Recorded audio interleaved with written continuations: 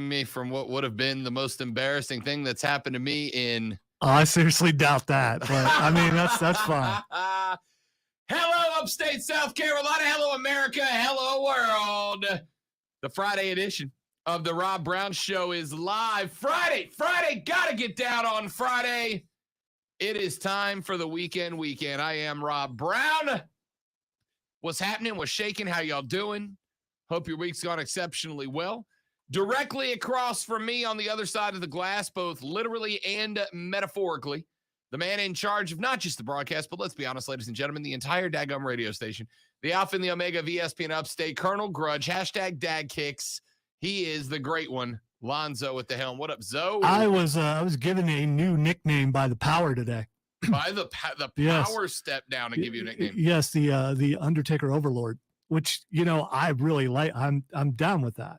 It's a long one. I think you just got to go Overlord. I think Overlord's a great nickname. Yeah, but the Undertaker had to do with the look today. At the time, the Overlord is just who I am. So, I got to tell you, you have a nerdy motorcycle gang look going on today. Between the beanie, putting effort into the hair, the matched Superman shirt and hat, you got a very I'm in a motorcycle gang, but we meet on Saturdays to read books vibe going down. I don't hate it. I'm okay with that. Nothing wrong with motorcycle gangs. Ladies and gentlemen, let's talk some sports today, shall we? Obviously, a lot of Super Bowl discussion today. And we're going to get into that a little bit later. I also have a problem, and this may actually surprise you a little bit, but I have a problem with a movie trailer that dropped this week, and I think you probably know which one it is. I don't know. Maybe the one that I didn't watch. Probably. Is it Jurassic? Yes. We were just discussing that on WRD, and I haven't seen it yet. I watched it last night, and when it was over, I got very excited about a couple of parts in it, right? Because we got a significant chunk of the cast of the original movie in this movie. We have a melding of then and now, yes. Yeah, Dr. Grant is back. Dr. Sadler's back. And somebody else is back. I don't have a good Jeff Goldblum. I wish I did. Well, let me reiterate what I said on WRD. If they kill off Goldblum, I'm pretty angry. I don't care. Although because you have turned it into, you have taken one of the most terrifying movies for me as a child, and you have effectively turned it into like a bland action movie where instead of generic bad guy A, we get generic dinosaur A chasing Chris Pratt on a motorcycle through desert towns. Yeah, but my understanding is that the dinosaurs are working alongside the like where he was training the raptors. There were dinosaurs working alongside the people in all of them. But now it's gone to I don't know. I just don't need another scene of Chris Pratt walking slowly towards a dinosaur with his hand up. All right. We've gotten it 50 times. We get it. Chris Pratt walks slowly towards dinosaurs. I get it.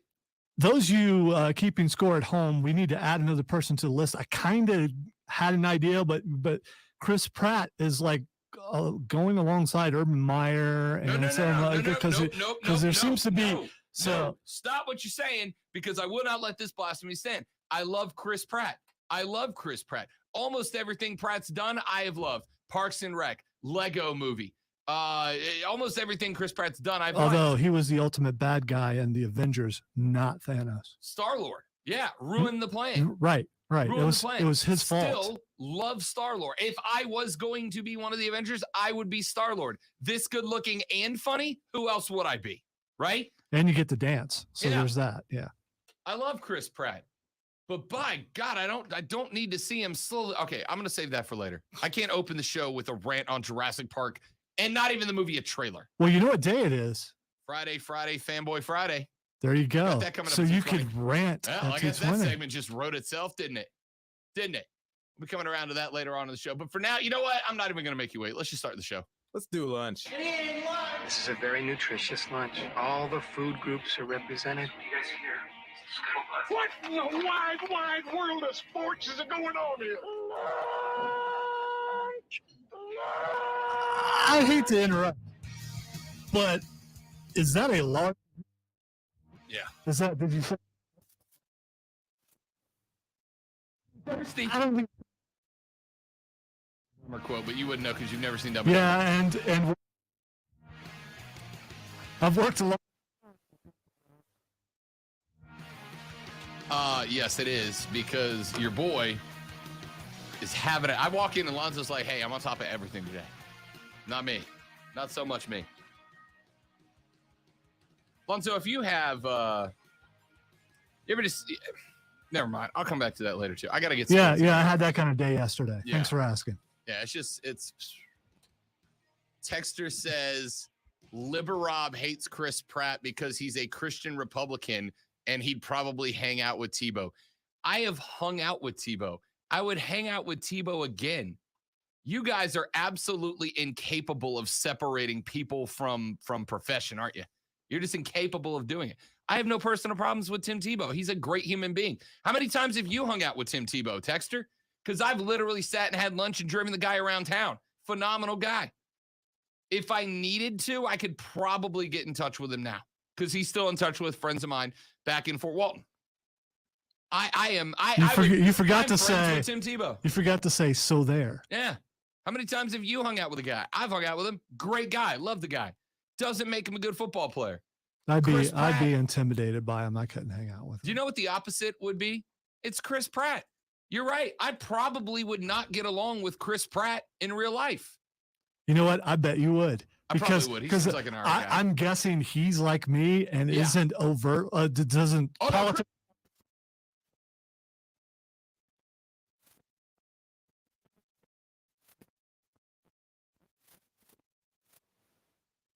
No, you know what? Why am I falling for you again?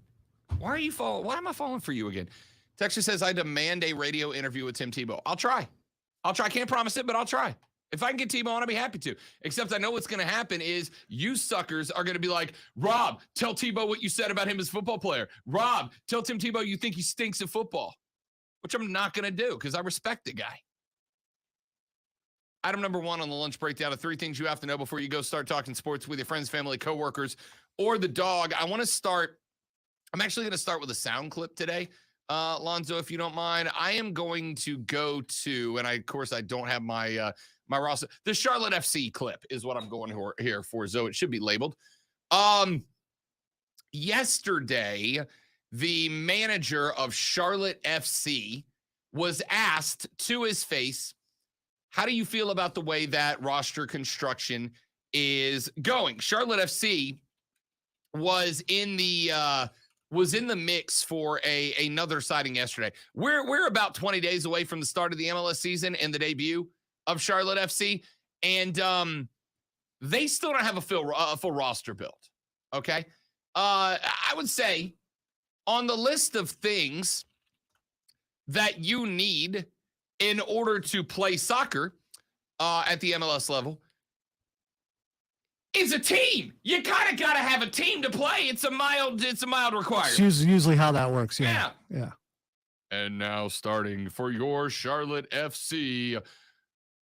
Hey, where's everybody? Where everybody at? Where y'all at? Hey, you with the Panther hat. Come here. Yeah. What's your name? Yeah. Hey, Rob, you talked about us on the radio. How you feel about playing left back? You got any eligibility in you? So Miguel Angel Ramirez, the Spaniard, is the manager of this team. And this team was supposed to have a couple of new signings, but they have had 3 different players fall apart. They pursued winger Paul Arriola. DC United got traded to FC Dallas, also a Team USA player. Tried to get him. They were outbid by FC Dallas. Couldn't land him. They had Polish striker Karol Swiderski on a DP deal. That's about the best they have gotten, and he's banged up. They had a deal for Derby County's Polish winger Kamil Józwiak. He ended up getting injured. And then they had another opportunity yesterday to pick up a player from Granada FC who was expected to play left forward, and that deal fell apart. Suffice to say, they've had like 4 guys to round out the roster who in the last 3 or 4 days all became unavailable to them. They don't even have a full roster. So Miguel Angel Ramirez was asked by a reporter at a Charlotte FC media day yesterday how he feels about the roster building process, and this is what he said. O sea, esperemos un poco a ver cómo acaba el roster. Y cuando acabemos el roster, me vuelves a hacer la misma pregunta y te digo, pues mira, ahora la verdad lo veo un poquito más cerca. Ahora estamos jodidos. How you feel about that take, Alonzo? I Good think- take, bad take? Is he off base? I think he's absolutely right, especially the detail at the end about, you sign up and you're supposed to have a team and you don't have a team. What are you supposed to do as the guy over the team? He's absolutely right. You know, I was really hoping you were going to say is to get close to what he actually said. I wish you would have said, Lonzo, yeah, I agree with his take of Charlotte FC is screwed, because that is what he said. My interpretations are usually on the lighter side. Yeah, Yours are a little yeah. more negative. Yeah, I'm a little Yeah. more literal, He said, let's wait and see how the roster finishes building. When we are finished building the roster, I will answer that question and I will tell you how I see things. And here's how he ended it, Lonzo. And I quote, right now, we are screwed. End quote. Right now, we are screwed. Was how he ended his take on the roster So building of Charlotte that FC. hesitation at the end was, so there was cadence involved with how. Okay, gotcha. yeah. Gotcha. When we are finished building the roster, I'll answer that question and I'll tell you how I see things. Right now, we're screwed. But in Spanish is what Miguel Angel Ramirez had to say. And I gotta say, he's right. He's right. This team has had friendlies. They've had training sessions. They've been going through camp and all that. Yet they still have not got a full roster rounded out. They have multiple spots left and available on the roster, right? Can I tell you what my biggest fear is here? My biggest fear right here is that Charlotte FC is going to be run the way that the Carolina Panthers are and have been. Bad contracts, missed signings, missed deadlines, right? I've told you guys for the past year, the biggest problem I see with the Carolina Panthers is not the players. It's not even Matt Rule, although he's not a big help. The biggest problem they have is the front office has terrible decision-making, and it's the same front office. I am concerned that Charlotte FC is DOA in the MLS. We'll find out. I'll talk more about that later on in the show. Item number 2 on the lunch breakdown, the 2022 Hall of Fame National Football League class has been announced, ladies and gentlemen. Entering into the class this year, a few names that and it hurts, Lonzo, that I've gotten to the point now where guys going in are guys that I watched as adults. Welcome to my neighborhood. Not a fan. Neither am I. Not a fan. Guys going in now are guys that were playing when I was already grown. For the first time since 2012, a first-time eligible finalist was not selected for enshrinement. 4 of the 5 modern era enshrinees are on the defensive side of the ball, and 4 of the 5 were eligible for at least 10 years before they got in this year. Tackle Tony Baselli, who of course cut his teeth with the Jags. Safety Leroy Butler. Linebacker Sam freaking Mills, a guy that is a Saints fan I love, and as a Carolina Panther fan you love. One of the few things we can shake hands on is that Sam Mills is one of the best players and people to ever do it. Defensive tackle and Richard Seymour is in. Defensive tackle Bryant Young are the modern era enshrinees. Wide receiver Cliff Branch, who was the seniors finalist. Former NFL director of officiating Art McNally was a contributor finalist, and former Rams, Eagles, and Kansas City Chiefs coach Dick Vermeil selected for enshrinement. The class will be formally honored in early August in Canton, Ohio. Some of the first-year eligible candidates who will need to wait at least one more. linebacker DeMarcus Ware, wide receiver Andre Johnson, and Devin Hester, punt kick returner. Hester is the only one of those names that jumps out as that guy should have absolutely gone in. Devin Hester is the best kick returner the NFL has ever seen. And there have been some greats, guys like Dante Hall. There have been some greats. Devin Hester is the best to ever do it. He should have gone in first ballot. All right. I'm the biggest shock for me is that Dick Vermeil wasn't, he's just now getting in, because I think he's definitely a Hall of Fame coach. With what he did in Philadelphia, with what he did in Kansas City, and obviously what he did with the Rams. I mean, why was he not in already? No idea. No idea. And I got to say, the most frightened I've ever been twice on radio was the 2 times that I had to ask Dick Vermeil questions. And I don't know why. This is one of those larger than life. This guy actually coached for my favorite team, and now I have to talk to him. And Mark Ryan thought it was hilarious, and so he made me nervous right up to the time, which I don't blame him, because I would have did the same thing to me if I were him. And both times, after I was done, I wasn't so nervous I was shaking, but the blood pressure had to come down a little bit.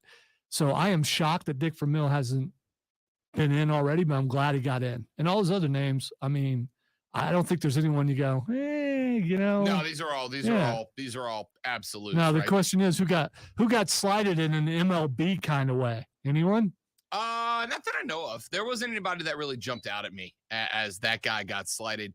NFL awards were handed out last night as well. Your 2021 most valuable player.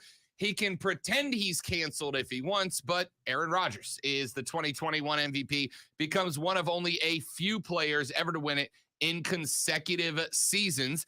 Your offensive player of the year, no shock here, Cooper Kupp, wide receiver from the Rams. Defensive player of the year, TJ Watt of the Steelers. Your offensive rookie of the year, who else was it going to be but Jamar Chase, right?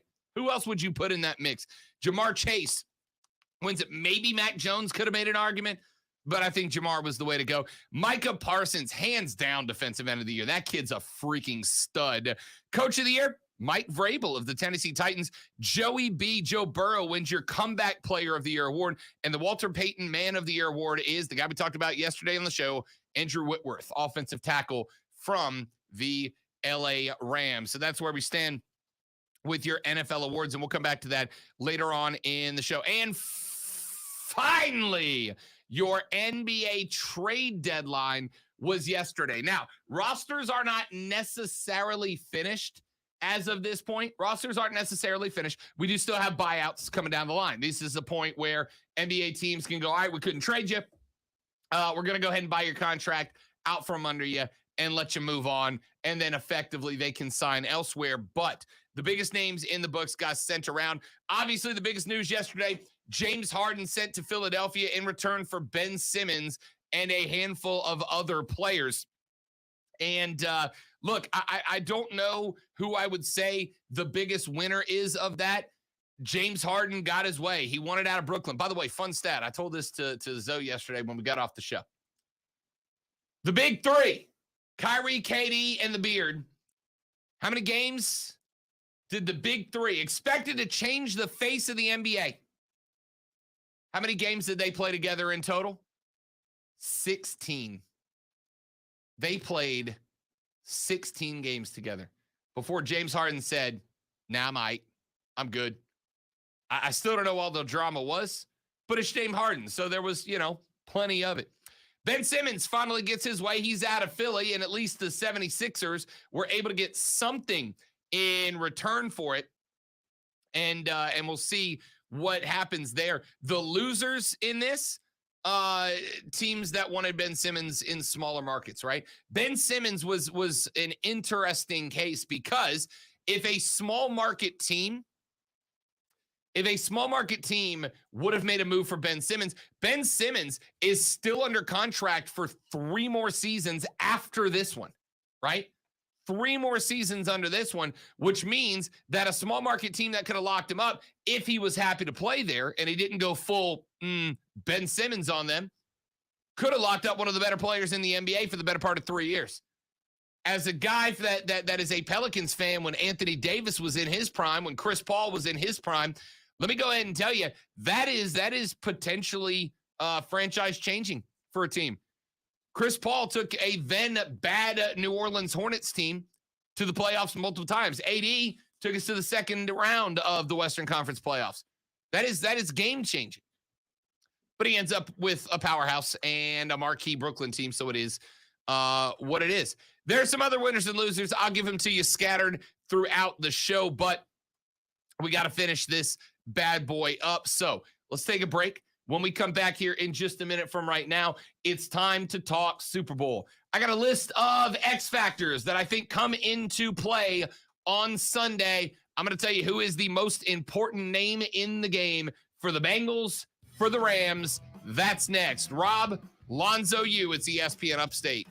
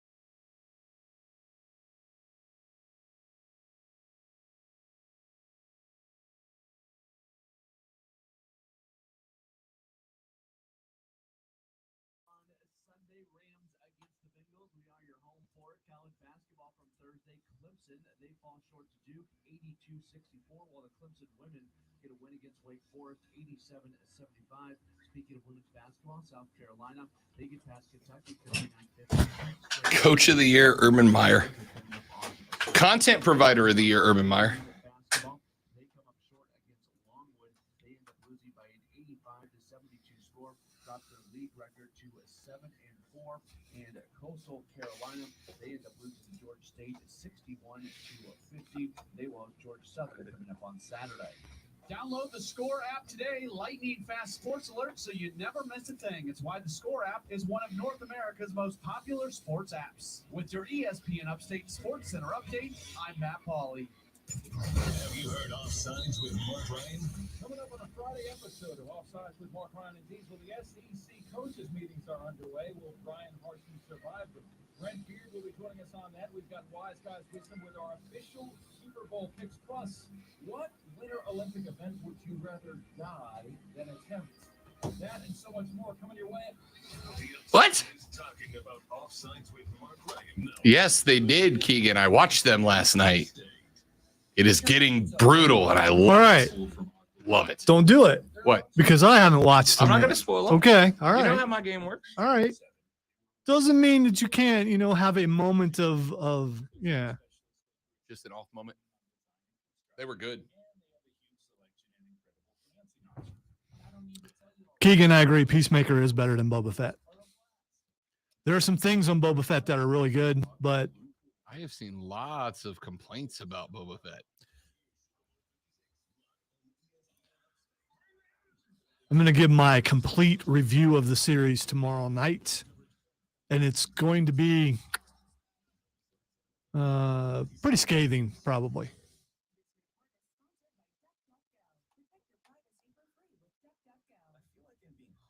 And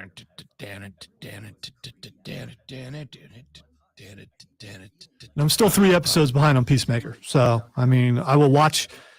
Cameron and I usually watch Vox Machina on Friday and an episode of Peacemaker. So,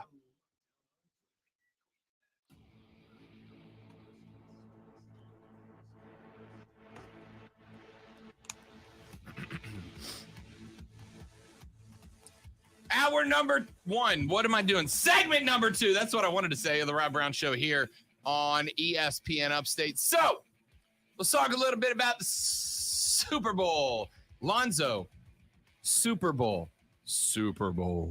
did you say Super Bowl? I said Super Bowl. Would you like to say Super Bowl? I love saying Super Bowl. We can say Super Bowl. We can. You and I can say Super Bowl. Super Bowl.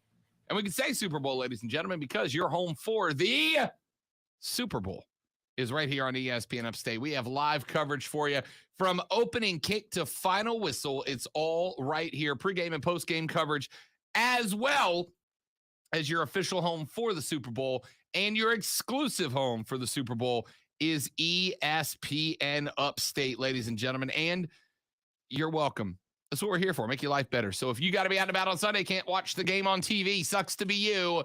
But it doesn't, because, well, we got you covered, as you can hear the entire game right here on the big stick. All right.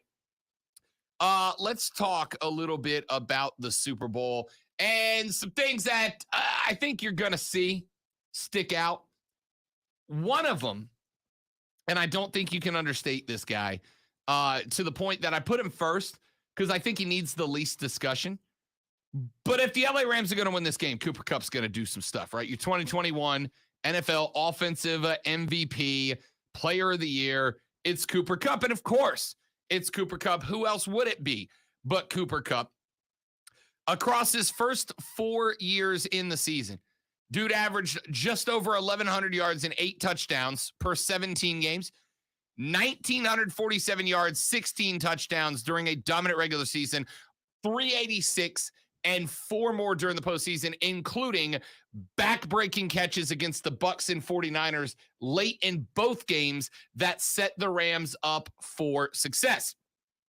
Matt Stafford has been invaluable to Cooper Kupp. Matt Stafford was, statistically speaking, the most accurate and deadly over-the-top passer in the National Football League. Dude had more completions of 40-plus yards than any quarterback in the National Football League. They have gone together well.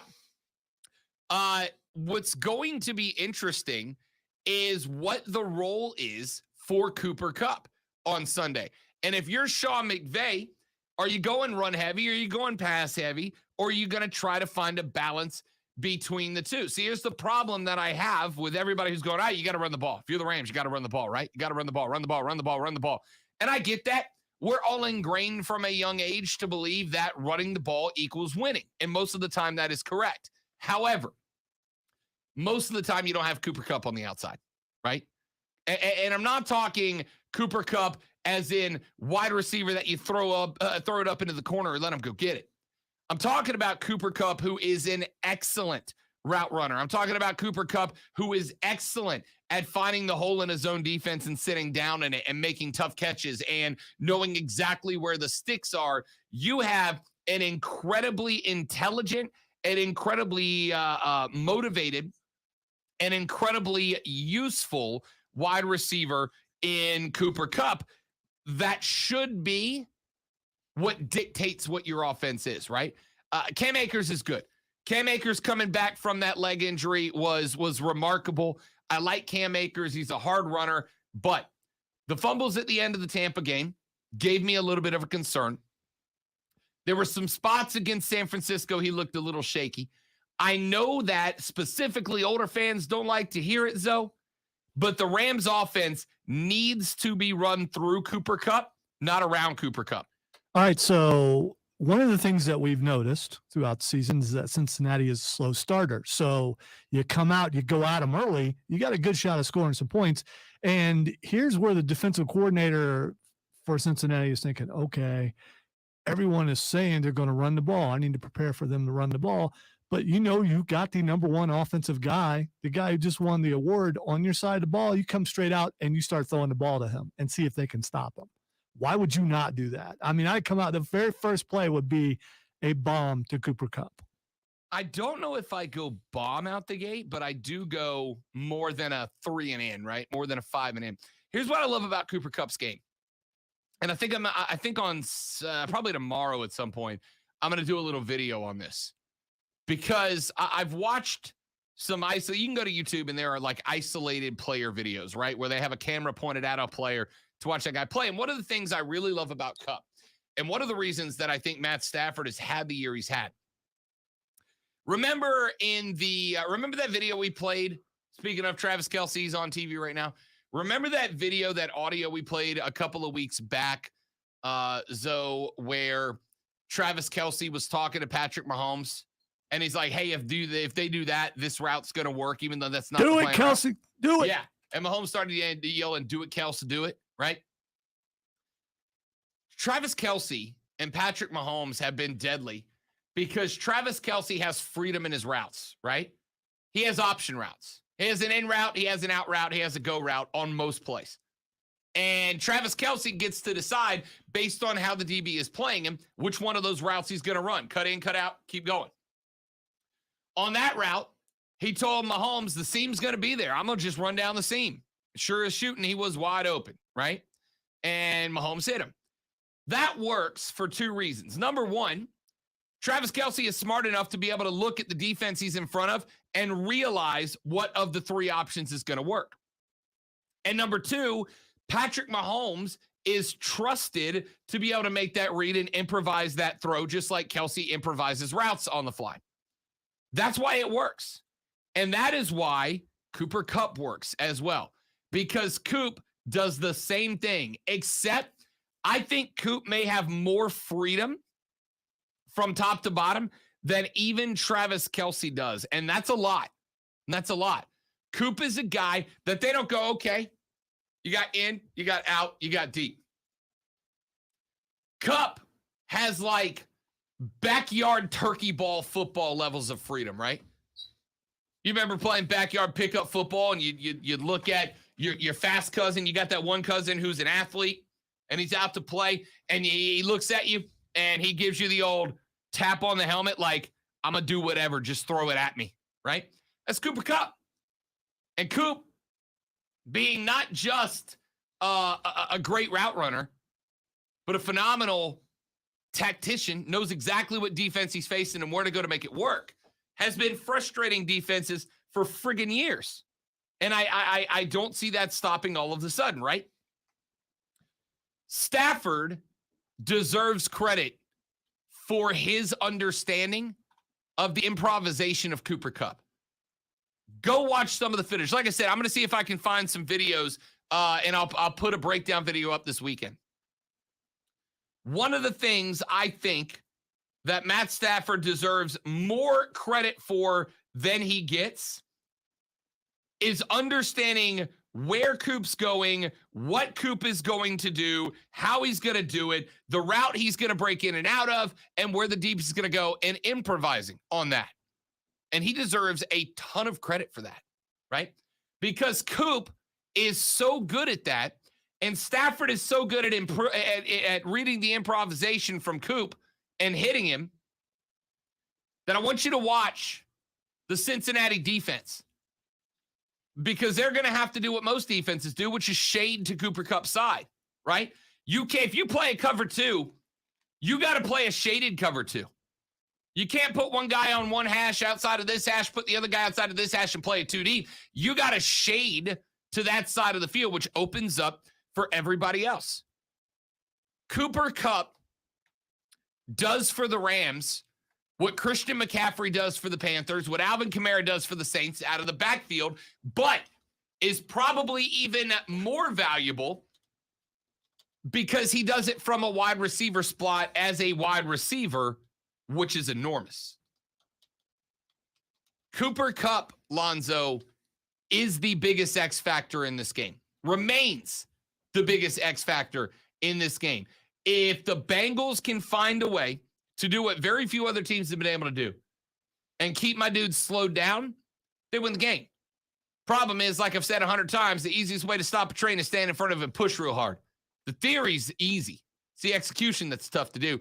Cooper Kupp is the X factor in this game above all else. I mean, if you were to try to shut him down, what do? Do you jam him at the line? Do you double? Do you triple team him? Because if you do that, you're going to leave some other guys open, and Stafford will find somebody else.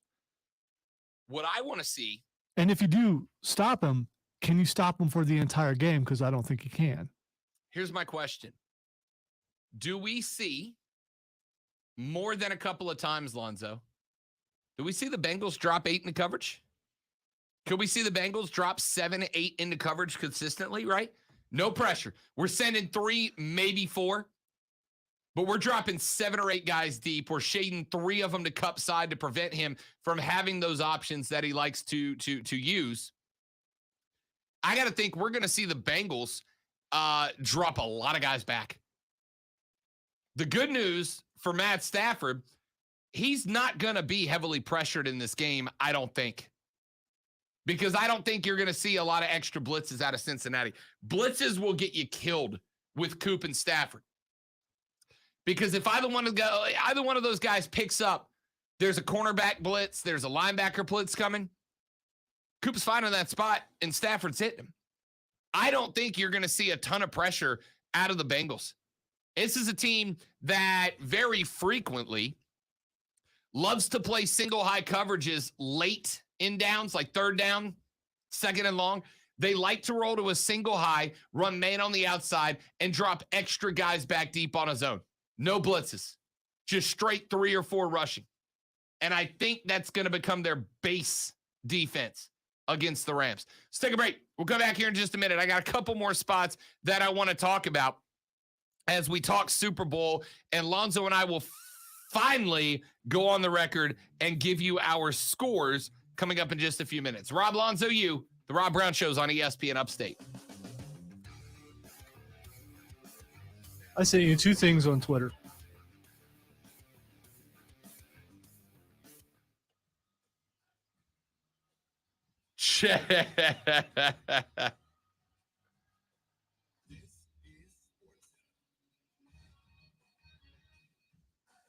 Christine Lisi, this just in, ESPN's Pete Thamel and Chris Lowe reporting Auburn University is expected to announce today football coach Brian Harson's returning after completing a university. Rob Brown Show, what do you want to talk about? Into the program. At the root of that inquiry, the overall volatility of the Tigers program and Harson's treatment of players and assistant coaches. Perhaps a decision soon for Aaron Rodgers after winning his 4th NFL MVP. The Packers quarterback said he'll decide what he wants to do in 2022 in the near future. His options: return to Green Bay, request a trade, or retire. Rodgers also made it clear the animosity he felt toward the organization last year at this time is gone. One of the most anticipated rematches in UFC middleweight history now official. That's hilarious. You want to talk about it on the air? Whitaker both weighed 184 pounds this morning for tomorrow's title fight. 10 Eastern, ESPN Plus. Okay, I will. All right, bye. You're not going to get me that time. Oh. He said, see you to me, and I'm not saying it back. He was talking about how he goes to Super Bowl party every year, but he listens to it on the headphones, and we're ahead of the TV broadcast, and he can cheer before everybody else, and he thinks it's hilarious.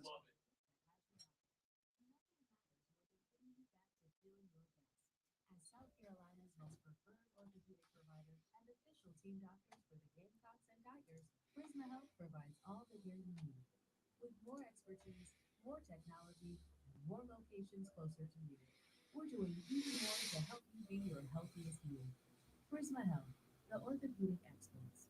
Without the ones like you, who work tirelessly to keep things running, everything would suddenly stop.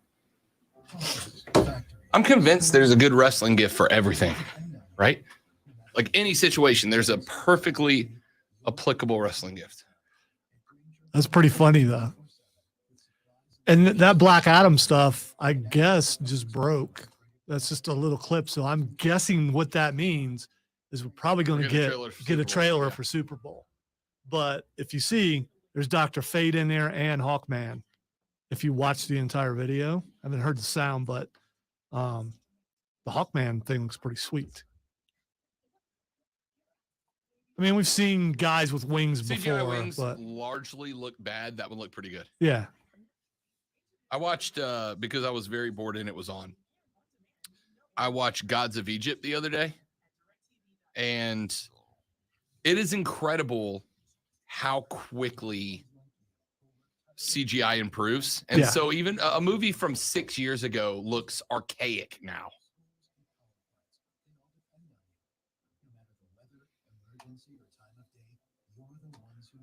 Well, watch Lord of the Rings. Yeah. I mean, at the time it was, and now you look at it like, wow.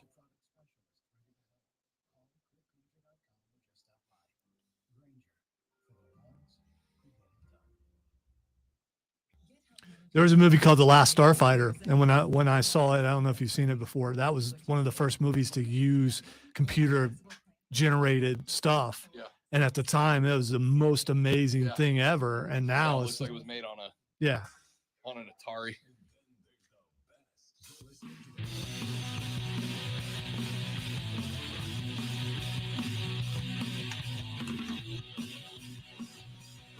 All right, let's get to it.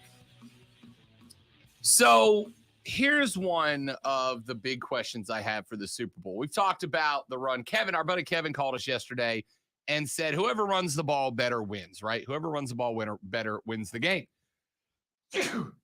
And I there's validity to that in every football game. I have no doubt. But the question is, to me, will either one of these teams try to force the other team to run the ball, right? Try to bait the other team into running the ball.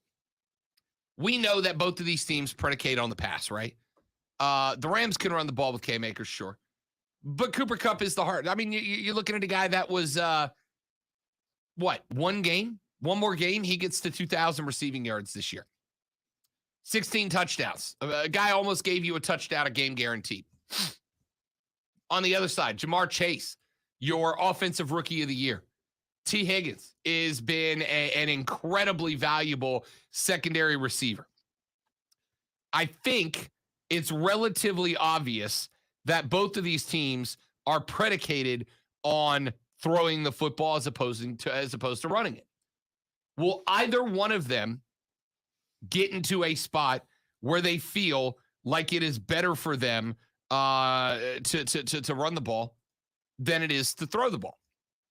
That's the question that I think it's very, very fair to ask. I just told you what I think Cincinnati's going to do. I think Cincinnati tries to do two things. They try to drop a lot of guys into coverage, disguise that coverage so Cooper Kupp does not know. The more you can make Kupp improvise, the more likely it is Stafford makes a mistake, right? If you're running a base 4-3 and bringing linebacker heat at St. Louis, then Coop's the improvisation required out of Kupp and Stafford drops. They don't have to improvise. They find where the pressure's coming from. Kupp goes there, right? But if you drop 7 into coverage, 8 into coverage, and you disguise it and don't bring heat, at that point, Kupp and Stafford don't improvise anymore. Or excuse me, Coop and Kupp don't have plans anymore. Now they have to improvise everything. And the more you have to improvise something, the better the chances are that you end up making a mistake down the line. That's 101 stuff, right? So is Cincinnati going to try to force LA into running the football? And if they do, does it take away from LA's potency? On the other side of the football, the Rams may approach the Bengals the same way. That's one of the things that's interesting about this is for all of the differences we've talked about, there's a lot of similarity, at least offensively, between these two teams, right? You got quarterbacks that can sling, quarterbacks that are accurate on the deep ball. You got respected, but maybe not first ballot Pro Bowl running backs. Both of them have a very scrappy, improvisational wide receiver that is the number one guy, Kupp on one side and Chase on the other. Two very similar offenses between the Rams and the Bengals, which means that there's the potential that the two defenses approach each other the exact same way. Raheem Morris's defense on the Rams side loves to use a light box, loves to use a defense that has fewer guys in the box than they do in coverage. 78% of the time, Raheem Morris's defense in LA, 78% of the time had more pass defenders, defensive backs, and linebackers drop back into coverage than they had guys attacking the line of scrimmage in the box, right? If you're talking 4-3 or 4-3 or 3-4 defense, 7 guys in the box. And then you got 4 DBs scattered around. Usually 1 or 2 of the linebackers will drop back off into coverage.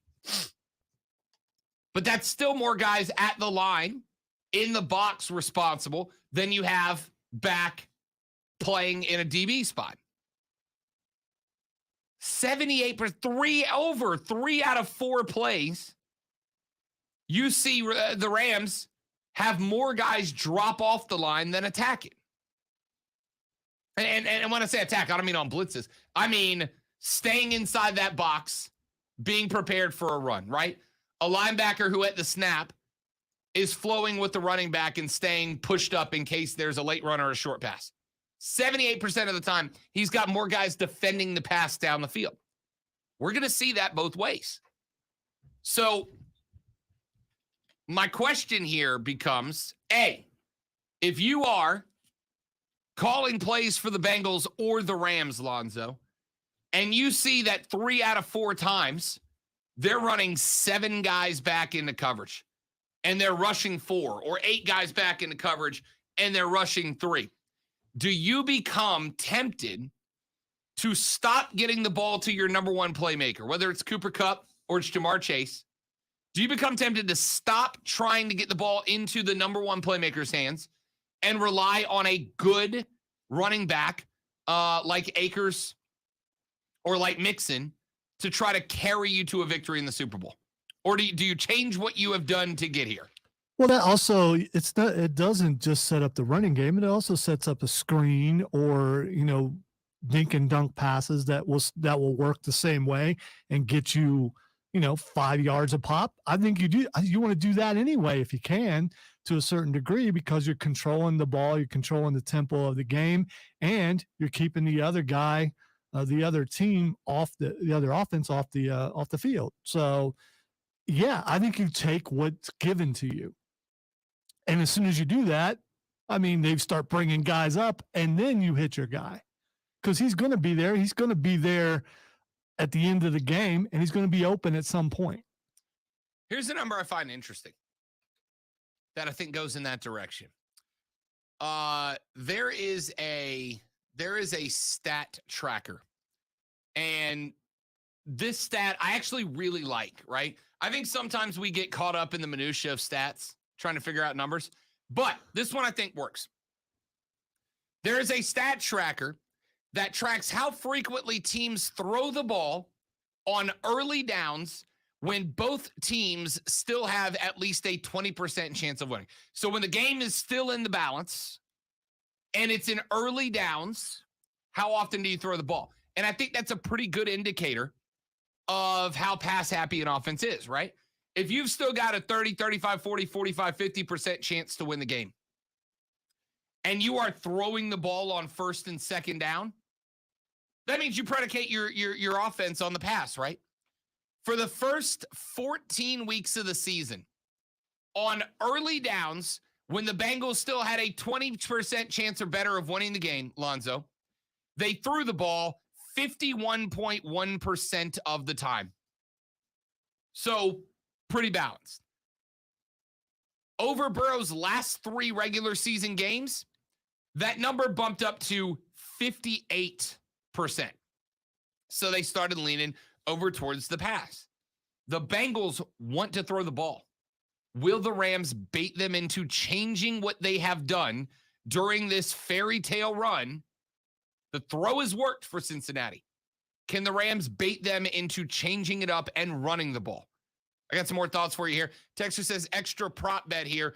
Over, under, how many times is Rob going to say St. Louis and not L.A.? I'll set it at 2.5. 2.5's the bet. When? I mean, during the rest of this show. Today? An hour and 8 minutes left. How many times do I call him St. Louis instead of L.A.? Well, they've stuck it in your head now, so I'm going to go under the rest of the way because I believe in you, man. That makes one of us. Thanks, buddy. Back after this on the Rob Brown Show, ESPN Upstate.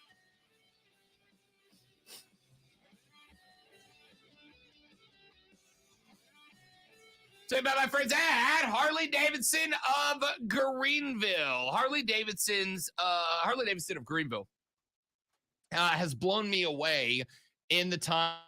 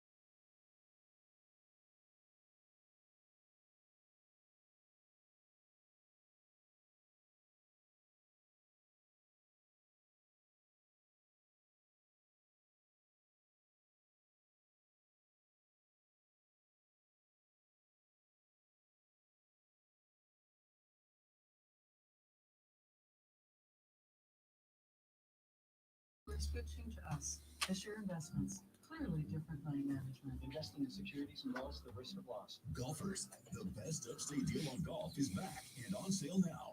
The 2022 Upstate Golf Card gets you a round of golf at 10 premier upstate courses, and it's still only $99. Grab your foursome and get your Upstate Golf Cards now to play courses including the Preserve at Verde, Willow Creek, Legacy Pines, Carolina Springs, and more. Order at theupstategolfcard.com. 10 rounds of golf for only $99. UpstateGolfCard.com. UpstateGolfCard.com.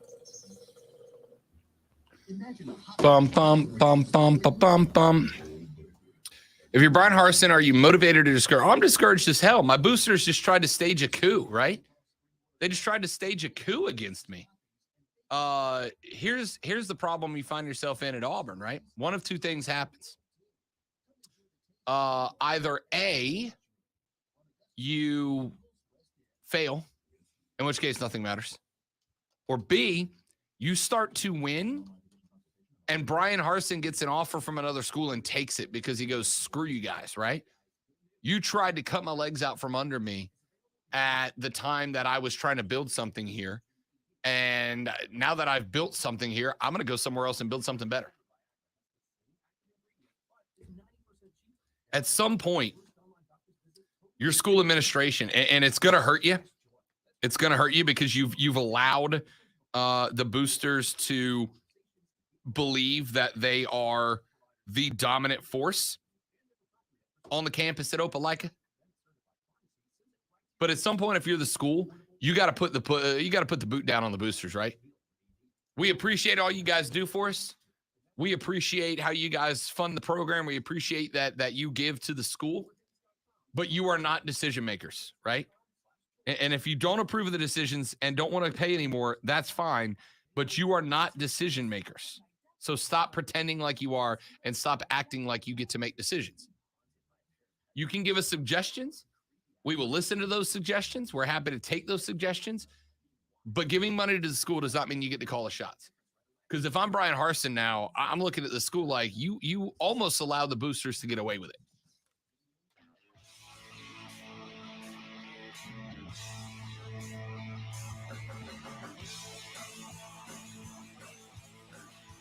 One hour in the books. Got a good chunk of the Super Bowl preview out of the way there. I'll get some more in hour 2. But when we come back, James Harden got publicly murdered on television last night, and it was hilarious to watch. I got that audio for you. Keegan, our Auburn buddy, has asked a question on the Facebook stream that I find very interesting about what's happened with Auburn and Brian Harsin after it was announced earlier today that Harsin will stick around as the head coach. I'll break that game down for you. And Rob Manfred has made public comments on baseball, and tomorrow is maybe the most important day of negotiations to the Major League Baseball season. I'll tell you why and what Robo-Commish had to say when we come back on the Rob Brown Show on ESPN Upstate.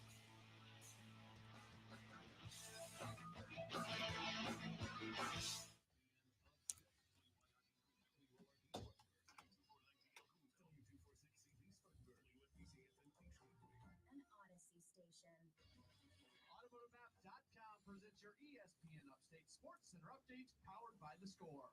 I hope you join us for the Super Bowl coming up on Sunday. Rams against the Bengals. We are your home for it. They fall short to Duke 82-64, while the Clemson women get a win against Wake Forest 87-75. Speaking of women's basketball, South Carolina, they get past Kentucky 59-50, 10th straight win.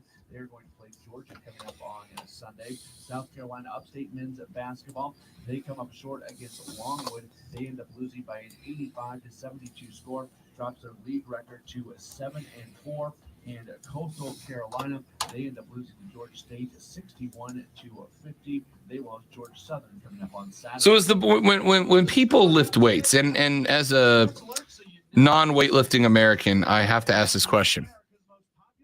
And you may know, Zoe, and those of you on the stream might know too. When people lift weights, and I've seen this become more popular over the years, they put chains on the end of the bar, right? Like when they're doing squats, they'll put big, heavy chains on the end of the bar. Is the reason for that so that the weight goes up as you lift? That's the only thing I can think of, right? Because as you lift up, more links get picked up, which means there's more weight on the bar. Is that to increase resistance at the end of a rep? That would increase both ways, though, because the weight of the chain, you're going to get it's going to get heavier as you go up. Right, that's what I'm saying. Yeah. Is that the point? So, like, as I lift, I never really thought about it before. The bar's getting heavier as I go up. So I'm increasing resistance. I wonder if that's why they do it. I've seen it. I just saw a commercial with Aaron Donald lifting, and he had big, heavy chains on the end of a squat bar. And I'm wondering if that's to make the bar heavier as you lift. I wonder if there's a benefit to. I'm also wondering if it just adds a little bit of extra weight without adding an entire plate. I don't know. I don't know. I mean, there's plates that as small as 2.5 pounds. Yeah, but it doesn't look as cool if you put those little plates on there.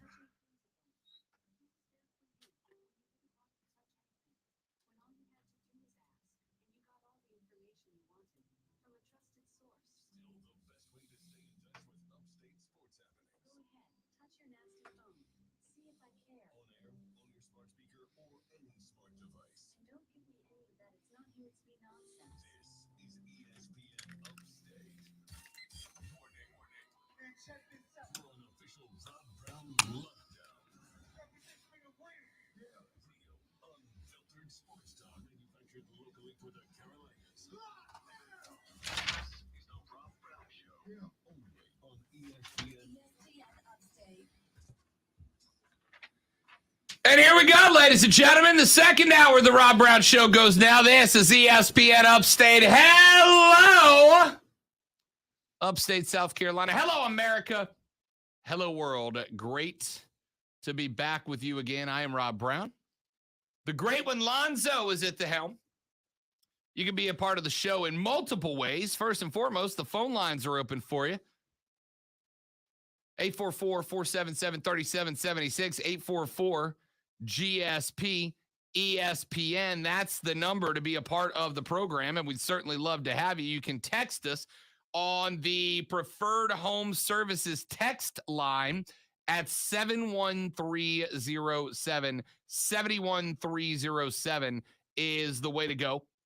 Start your text with ESPN. We will read them on the air. You can also tweet at us at Lonzo on Word. Lonzo on Word. Mine is at The Rob Brown Show. At The Rob Brown Show. If you want to come in that direction, you're welcome to do it. If you got something more long format, you don't want to go on the air with it, that's cool too. You can email it to me, robbrown at espnupstate.com. Rob Brown, 2 B's in the middle, at espnupstate.com.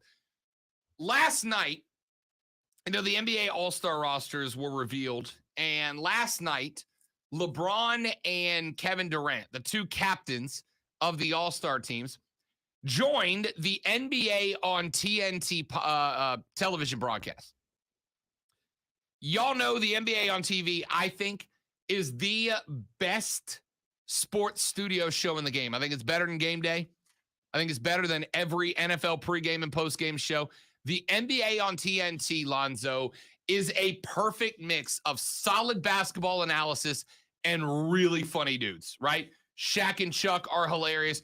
Ernie does a great job of being the straight man. I think it's one of the best put together television sports shows we've ever seen. Love those guys. And Ernie, no slouch at the sarcasm. None at all. None at all. Absolutely love it.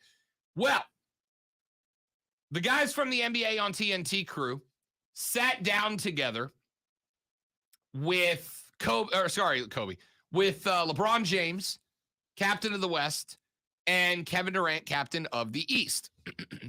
Last night, they drafted their reserve crew. And wouldn't you know it, one of the reserves available for being drafted to the All-Star teams, Lonzo, was James Harden, the guy who literally hours before had been traded from Kevin Durant's team over to the Philadelphia 76ers, who he will represent in the All-Star game if he decides to play. KD was not a big fan of James Harden, and you could tell. James Harden has sat out the last 3 games with a hamstring injury. In their last 10, the Brooklyn Nets, ladies and gentlemen, are 0-10. Things aren't going great. And a lot of us, me included, if I'm being honest, genuinely believe that James Harden was intentionally sabotaging this team, intentionally sabotaging this squad because he wanted out, and that was a way to force himself out without publicly asking for a trade and getting mocked relentlessly by NBA fans on social media. So last night, LeBron and KD are down to their last 2 picks. Each of them has 1 pick remaining. KD's up on the clock, and there are 2 players left, James Harden and Rudy Gobert. Now, if you watch an NBA All-Star game in the last handful of years, defense and size aren't really your biggest considerations, right? Because nobody plays. The All-Star game final score is going to be like 199 to 196. It's ridiculous. It always is, but it's a lot of fun. Anyway, the 2 captains talking to Shaq and Chuck and the rest of the NBA on TNT guys Well, they had a little fun at James Harden's expense, and I loved it. Here's the audio of how that pick went down. He said optimistically. Well, you got to turn it on before It does works. work better that way. That's It usually does. Here's the audio of that last pick. LeBron said he needed size. No, he to needs 6'2" size. guy. No, he needs size. Yeah. I'm gonna need some size for sure. I'm gonna need some size and some defense in the interior, Yeah. especially with Giannis and LeBron James Without playing question. such great basketball this year. I need somebody to offset that, so I I'm gonna agree. go with Rudy Gobert. I agree. That worked out nicely. That worked out nicely. I mean, he can't let people run through the lane and dump all the time. Have somebody defending back there. Hey, chess, not checkers. Hey, hey, when somebody want out, you let them go. Don't let them come back. I'm with you, KD. That's why I cut my hair on. I was like, I'm gone. So James Harden goes to LeBron James. LeBron James as the final selection of the All-Star draft. Shaq.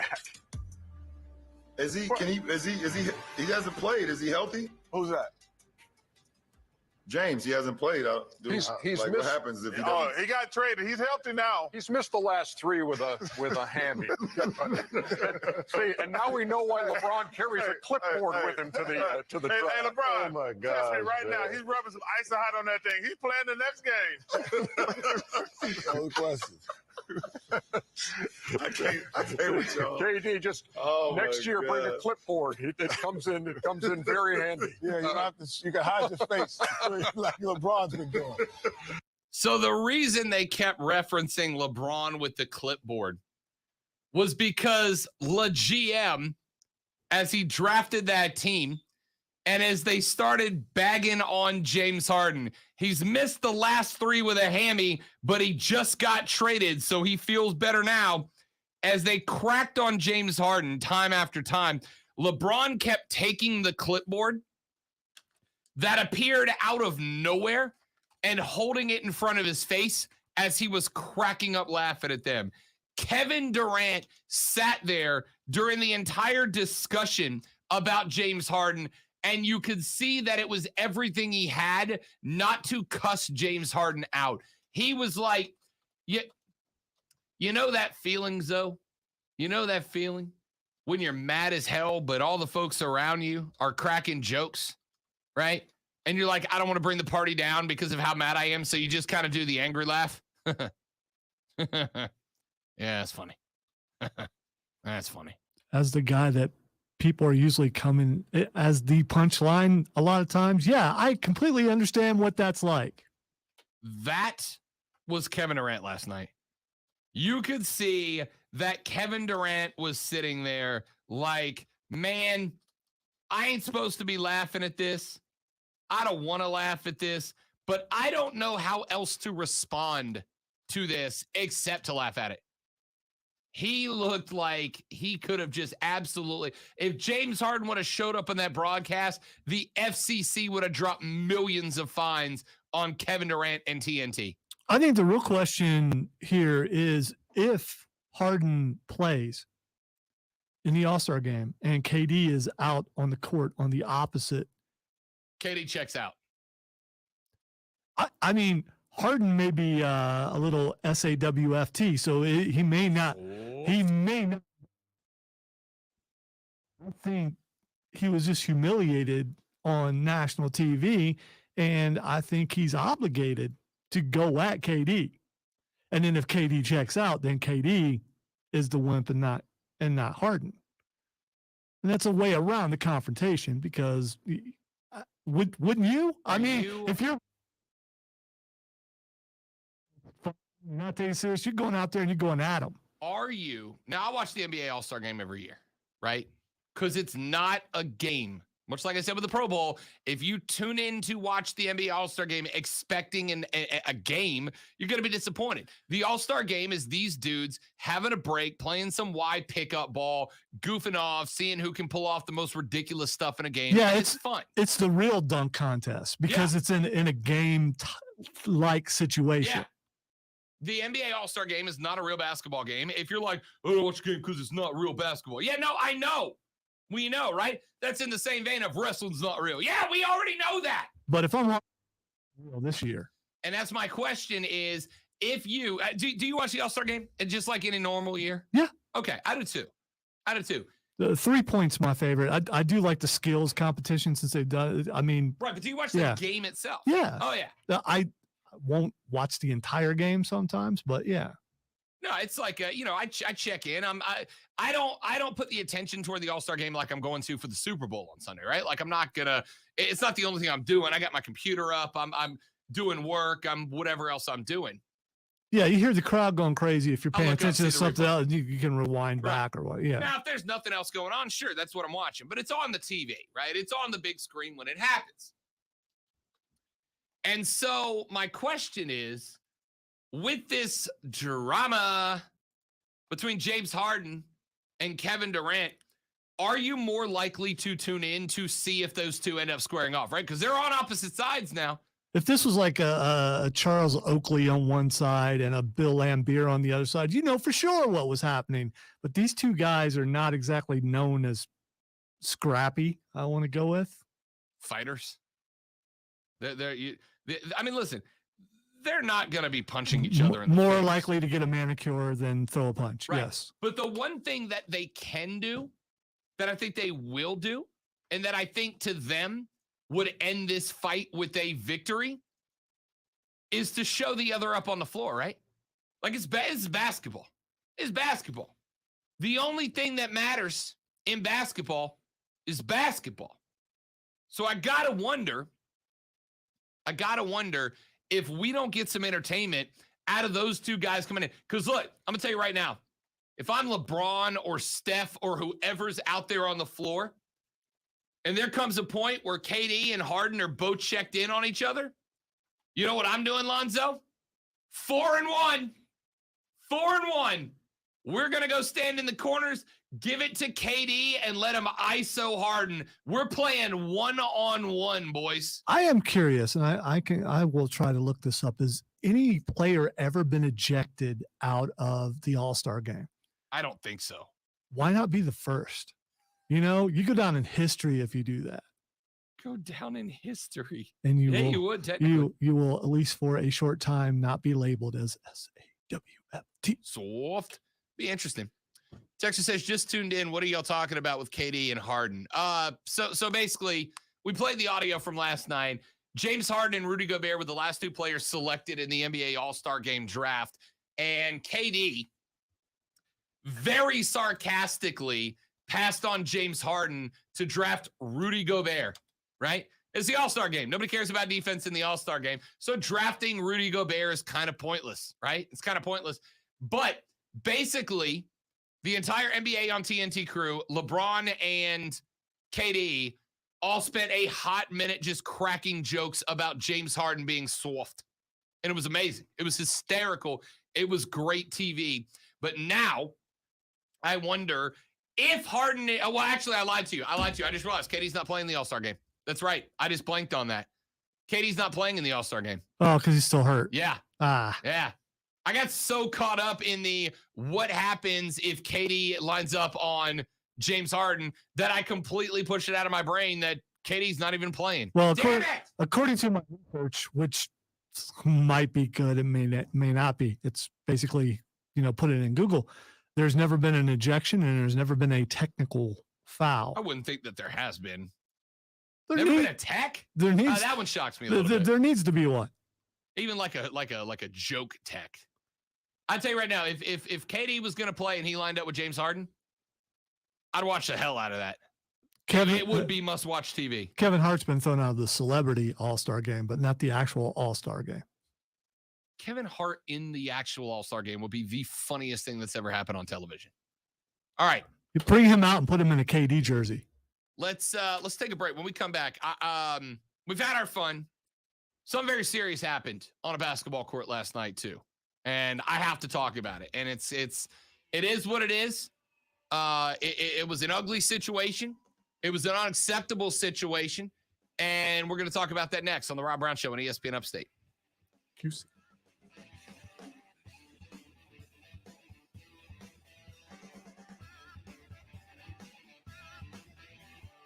Talked about my friends at QC Kinetics. Listen, the reason we paired up with QC Kinetics is very simple, because joint pain is real, and because they are on a mission to help those who suffer from it here in the upstate not have to do that.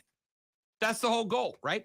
And they don't want you to have to go through surgery. I've had plenty of people in my life that have had to go get knee replacement surgery, hip replacement surgery, whatever other kind of surgery they ended up needing. Well, before you go get sliced and diced, before you go get put under an anesthesia, before you got to go to physical therapy, before you got to load up on steroids, I want you to get in touch with my friends at QC Kinetics, because QC Kinetics has regenerative non-surgical therapy to help you get rid of that joint pain, to help you get rid of the fear of that joint pain. There are no slices and dices. You go in, you meet Dr. Richard Schaefer, MD. He explains the therapy to you. You get it. It's outpatient. You're in, you get it, you're out. You're back to your day-to-day regular life without dealing with pain, without dealing with the consequences of it.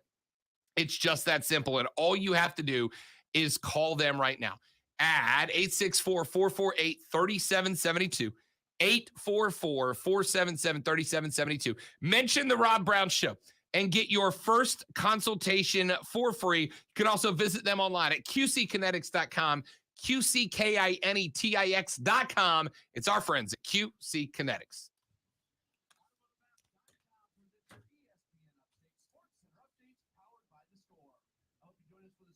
Coming up on Sunday, Rams against the Bengals. We are your home for college basketball from Thursday. Clemson, they fall short to Duke, 82-64, while the Clemson women get a win against Wake Forest, 87-75. Speaking of women's basketball, South Carolina, they get past Kentucky, 59-50, 10th straight win. They're going to play Georgia coming up on Sunday. South Carolina upstate men's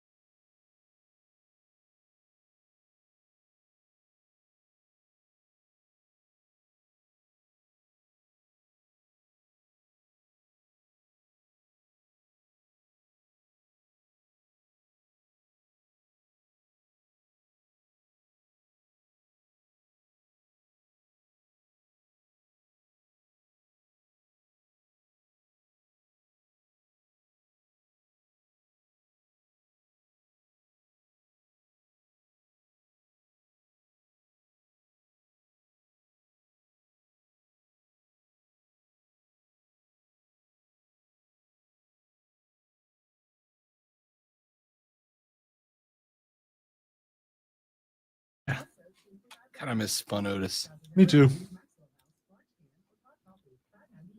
Shake some weights, baby.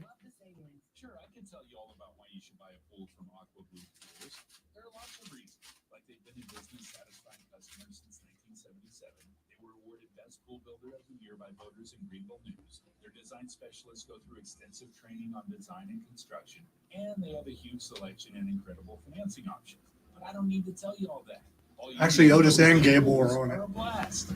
So that should be The best way interesting. to get one is from Aqua Blue Pools. Go to aquabluepools.com. Cutting the price of your wireless bill feels good, really good. Actually, it feels great. You should try it out. So cut your bill by switching to Straight Talk Wireless, now offering our $45 Silver Unlimited plan with 5 gigabytes of hotspot and nationwide 5G on America's largest, most dependable networks. The $45 Silver Unlimited plan from Straight Talk. Straight Talk Wireless. No Oh, we got someone gangster by the side door. Somebody gangster? Like gangster, something nefarious going on.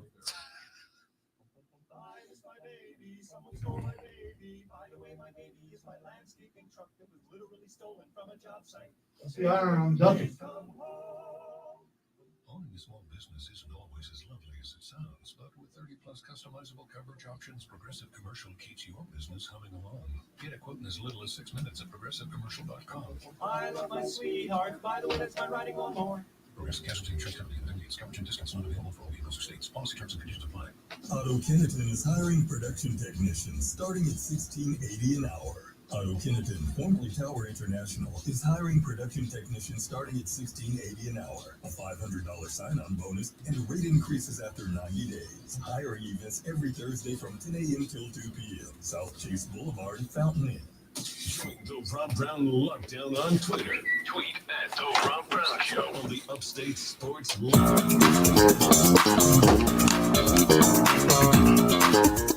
So we talked earlier in the week. I told you Clemson was about to enter a 5-game streak that I think was pivotal to their chances in March. They opened up against North Carolina and Duke in the first 2. Then they got Florida State up next. An FSU team, by the way, that's floundering a little bit, lost to a Pitt team that was on, I think, a 5-game losing streak a couple of days ago. One of the things that I thought was important was that Clemson came into and out of this with a good mental state, right? I think this team needed to find a little bit of confidence. Well, they lost to North Carolina, and last night they lost to the Blue Devils of Duke. Now, the problem was not the loss, right? Because I told you, out of the 5, they needed to win 3. I'd love for them to win 4. 5 was going to be quite the ask, okay? Duke came into Clemson last night, 82-64 victory for the Blue Devils. I mean, Clemson was they just didn't have a good night. They were just off. But it was what happened late in the game that ended up all over SportsCenter, right? This is exactly not the type of attention that Clemson wanted as they are fighting to stay on the bubble, approaching the end of the regular season. Late in the game, Tigers guard David Collins ended up turning the ball over. Lost the ball to Duke's Wendell Moore Jr. Wendell Moore Jr. went the length of the court and went up for what should have been an uncontested dunk. But instead, Collins went full Dick Butkus and undercut Moore as he was going up for the dunk. Moore, who had just put the ball through the rim, was still hanging on to the rim when he got undercut. It ended up flipping him parallel almost all the way to his head, came down really, really hard on his head. Have you seen it, Lonzo? I have. Yeah, Okay. yeah, I've seen it. Now, it was an ugly situation. Mike Krzyzewski was justifiably pissed, like furious. We have seen Mad Krzyzewski. We all kind of make fun of Mad Krzyzewski because he's got that scrunched up face that he makes. Last night, Mike Krzyzewski was infuriated because Wendell Moore Jr. was turned parallel to the ground about 9 feet in the air and came straight down on his back. And there ain't no give on a basketball floor. None. I guarantee you that hurt more than he wanted it to. Now, credit to Brad Bradell, because Bradell brought Collins over to the Duke bench and had him apologize to Mike Krzyzewski. Collins was overheard telling Mike Krzyzewski, "I'm sorry, that's on me," and hugging Coach K on his way out the door. Krzyzewski said he accepted the apology. Collins then put an apology out to Wendell Moore on social media that said, "I was going to try to block it from behind, but I was going too fast and I couldn't stop. I realized I needed to stop when it was too late. I never have been a dirty player, never will. I wish bro a healthy season. I have respect towards Duke and Clemson, and I apologize to everybody for a reckless play. I'm glad Wendell is okay." I'm going to straight up say this. you guys know Liberob, the woke bleeding heart, has a propensity towards players, right? I have a propensity to give players the benefit of the doubt, to accept what players say the same way I do when a coach or an athletic director speaks. I have a soft spot for players, right? I have a soft spot for them. I don't believe this apology for a second. I think my dude acted not just recklessly and irresponsibly, but dangerously and violently. You can tell me all you want. I tried to slow up, but I have watched that clip probably 50 times. Lonzo, he didn't try to slow up at all. Here's what I would say. Look at his head. And I will give him the benefit of the doubt. If you know you're running into someone full speed, you're going to duck your head, you're going to move it in a way where you don't ram your head into that person. And he rammed his head, and his head went sideways when he hit. I think if you intentionally are going to do that, you're driving your shoulder in, you're doing something different than how he did it. I think he did drive his shoulder in. Look at his head, though.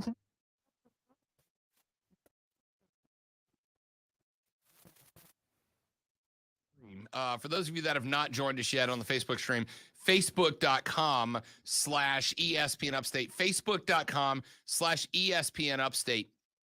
And you can also find us on twitter.com/ESPN Upstate. You can also check us out on YouTube by searching The Rob Brown Show. You find The Rob Brown Show, and they all go right up on the stream. But here's the play we're talking about here. This video from ESPN's website.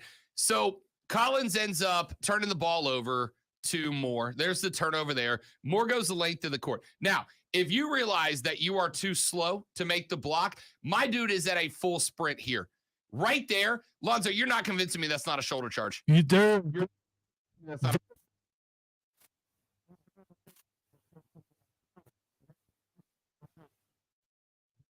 there is the one from flow up.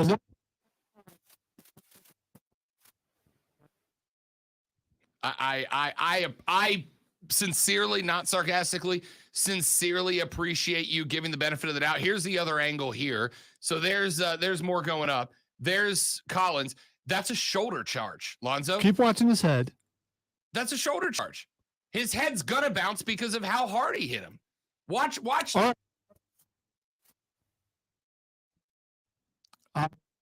I'm wrong.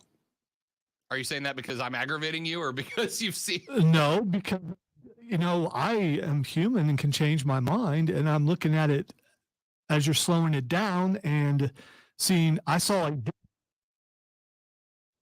and see shoulders going in first, and he's actually moving his head to the right to make sure the impact is lesser. His whole body is tilted to the left with his arm and shoulder. Yeah, if I was going to try to run down a hall and knock a dude down, this is what my body form would be. Right? Not mine. I'm driving shoulder in with my head down, like I'm tackling him like a football player. I mean, that left arm goes around him. It's a form tackle.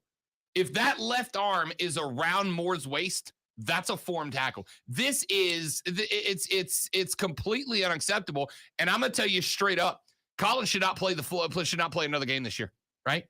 Should not. It would be good for me for Clemson to make the tournament, have a good run in the ACC tournament, go to March Madness. Does he have a...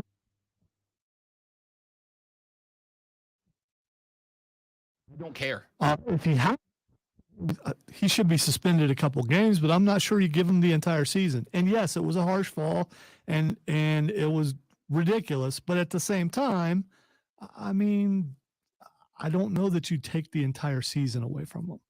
I don't know how you don't, right? I don't know how you don't. That's one of the most egregious things I've ever seen on a basketball floor. It takes a lot to get Rob to go full Karen. I saw that last night. I saw the replay start floating around on social media. I saw the apology, which I do not believe for a second. And I am, again, an absolute sucker for a guy who makes a good apology. So you're saying he went over and he hugged Coach K? Went over, apologized, and hugged Coach K. Well, so, I mean, if Coach K believed it, why would he accept the hug? Because what else are you going to do? If you accept the hug, you accept the apology. No, I mean, you can waive off the hug. Brad Brownell brought Collins over. This was not Okay. I don't All know right. what the discussion was between Brownell and Collins, right? It's entirely possible that Brad Brownell went, you just made this program look like the Miami Hurricanes, right? You just made us look awful. You're going to go apologize to Krzyzewski, or I'm pulling your scholarship. And he might have very well said, hey, do you think we should go apologize to Coach K? And Collins went, yes, I screwed up. I would love to. I don't believe that for a second. I think David Collins got heated, right? His team's getting waxed. There's nothing they can do right. Late in the game, where if they had any chance to climb back into it, they can't make a mistake. He makes a mistake. A bad one, a bad turnover, makes a mistake. And I think he ran over to Wendell Morris. He went up for the dunk. Infuriated by what just happened, his own mistake. And I think he without a doubt, acted recklessly, aggressively, and violently, and not in a positive go play aggressive basketball way. I think it was damn near criminal, right? I don't care, because I saw people on social media. Oh, well, he's never done this before. I don't care. I don't care. If a guy walks into a bank and robs it with a gun, we don't go, oh, well, he's never had a traffic ticket before. He's off the hook, right? It's Texter says, honestly, the worst and most vicious play I've ever seen in a basketball game. I'm a Clemson grad, and he needs to be gone for the season. Yeah. This guy can't dress again. I'm not saying you got to pull his scholarship. I'm not saying he can't earn his way back onto the team. But that was beyond dangerous, right? If he hits more a little bit harder and more spins a little bit further, that dude's coming down DDT style on the top of his head. As it was, he came 8.5 feet down parallel and landed on the top of his back. That can't be allowed at all.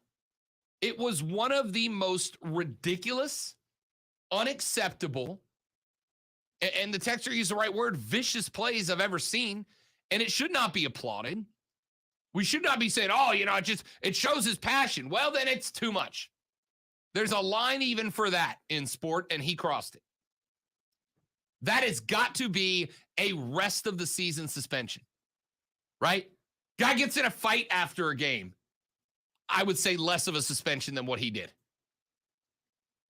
That was a shoulder charge. It was near a perfect form football tackle. I got news, Mr. Collins. This isn't football. You want to hit guys like that? Go play for the football team. Go play for Dabo. That can't be okay. It was outright unbelievable to watch. And more importantly, it was unbelievable to watch the people making excuses for him on social media. Making excuses for him as, oh, well, he tried to slow up. No, he didn't. No, he didn't. Watch the angle I just showed you and tell me he tried to slow up. Not only did he not try to slow up, my dude was at a full sprint inside of a foot from that guy. And I'm watching people make excuses for the guy. Well, Mike Krzyzewski accepted the apology. I don't care. That's great. Good for Coach K for taking the high road. Good for Coach K for taking the high road. But I don't. Right? That's egregious. That is the dirtiest play. Yo, I watched Grayson Allen in person, and that's the dirtiest play I've ever seen in a college basketball game. Wendell Moore could have been seriously injured. I mean, seriously injured. Just unacceptable. Unacceptable. All right, let's take a break. When we come back to the Super Bowl, ladies and gentlemen, I got a few more factors that I think play into this. I'm Rob. He's the great one, Lonzo. This is ESPN Upstate.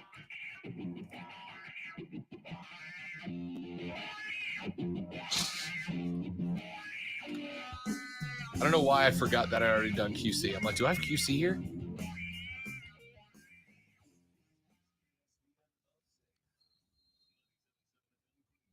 I was wrong. I couldn't really say anything else after I was wrong. So No, you can, and I appreciate that. I just watched it, and I'm like, no, dude. And I get it. It's easy to want to talk your way out of a worse situation when you know you screwed up. But just own it at that point, right? Just own it. Yeah.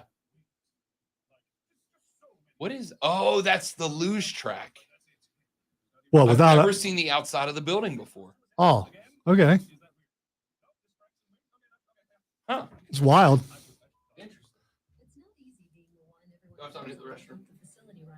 Not really. Okay. Next break. So I mean, there's a minute and a half. If you, I mean, what? No. What would you do that for? Heck on it.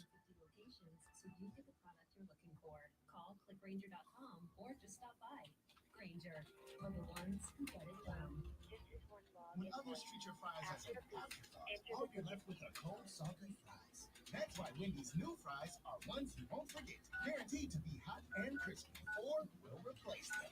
We're talking natural cut, skin-on fries, perfectly seasoned with a hint of sea salt. In fact, they're even preferred almost Oh, weird. 2-to-1 over McDonald's. These are fries so hot and What? crispy. No, that's not what. Try them today, only at Wendy's. U.S. Wendy's taste preference based on national taste test by independent research company. Get help managing your money for the life and years ahead. With Fidelity Income Planning, we'll look at what you've saved, what you'll need, and help you build a flexible plan for cash flow designed to last, so you can go from saving to living. Fidelity Brokerage Services, number NYSE SIPC. Welcome to Allstate, where you can really control your savings. Because when you drive less, you save more with pay per mile. So you're really in control. We need to talk more for Roger because he's in a hospital bed. And when we're not talking, he can't hear anything. Stephen A. Smith just put out his top 5 Super Bowl halftime shows. Now, I know he does this for attention, and I know it's working because I'm giving it to him. Number 5, Prince. Number 5. Number 4, Bruno Mars. Number 3, Michael Jackson. Number 2, Beyonce. And number 1, Coldplay, Beyonce, and Bruno Mars when they did it together. Coldplay is your number. Coldplay. I'm about to start yelling like Stephen A. Smith at Stephen A. Smith. Coldplay. You're trying to tell me that Coldplay did a better halftime show than Prince. I know Prince personally. Okay, I don't, but that's what Stephen A. Smith would say. If you do now, you're in contact with the afterlife.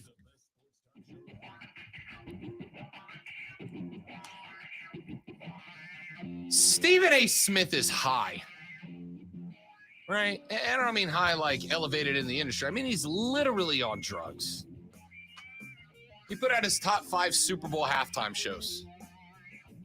And I hate even reading you number 5 because it's like anticlimactic how wrong he is after this. But he's got Prince at 5, Bruno Mars 2014 at 4, Michael Jackson in 93 at 3, Beyonce in 2013 at 2, and his number 1 halftime show of all time is Coldplay, Beyonce, and Bruno Mars in 2016.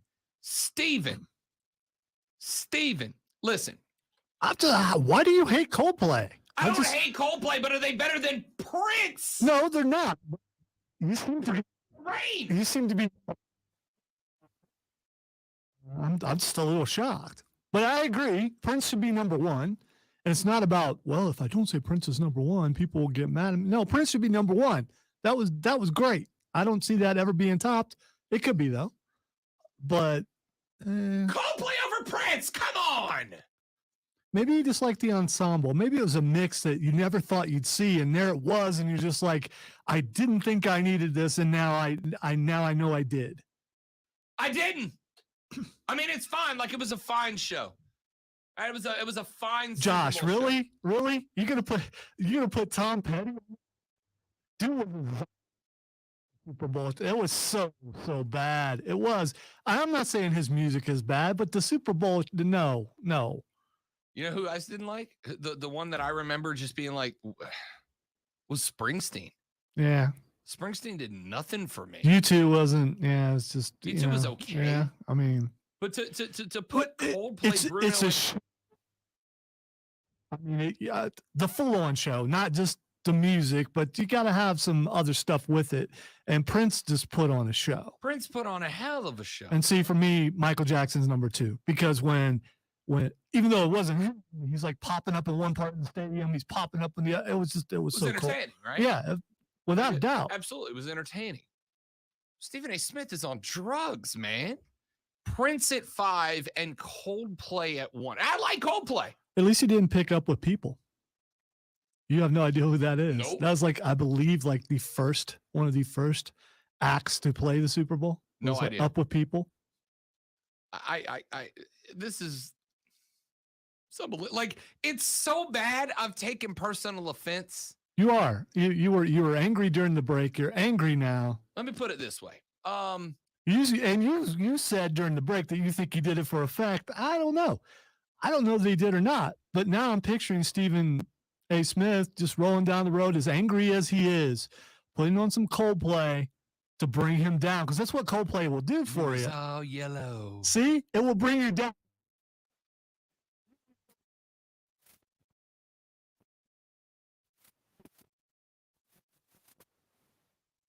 Things you do. Just, Steven, here's the problem.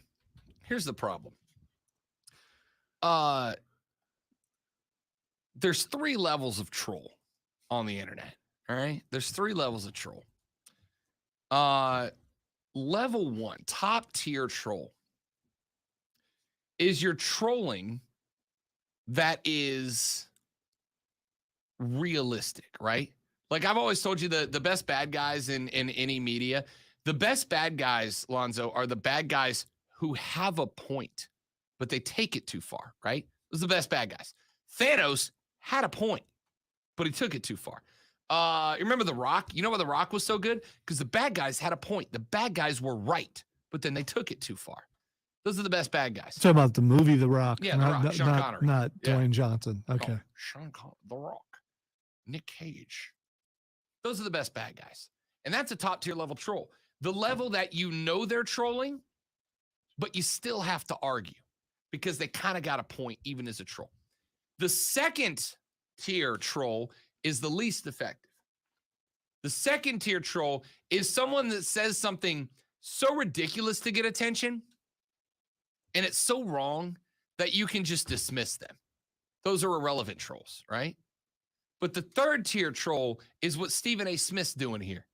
Third tier troll, Lonzo, is the trolling is so bad, so egregious, so ridiculous that it circles back around to the top to where you have to address it. I know Stephen A. Smith's full of crap with this list. I know Stephen A. Smith made this list up just to make me mad, just to get me to react to it. You don't know. I know it. You don't know.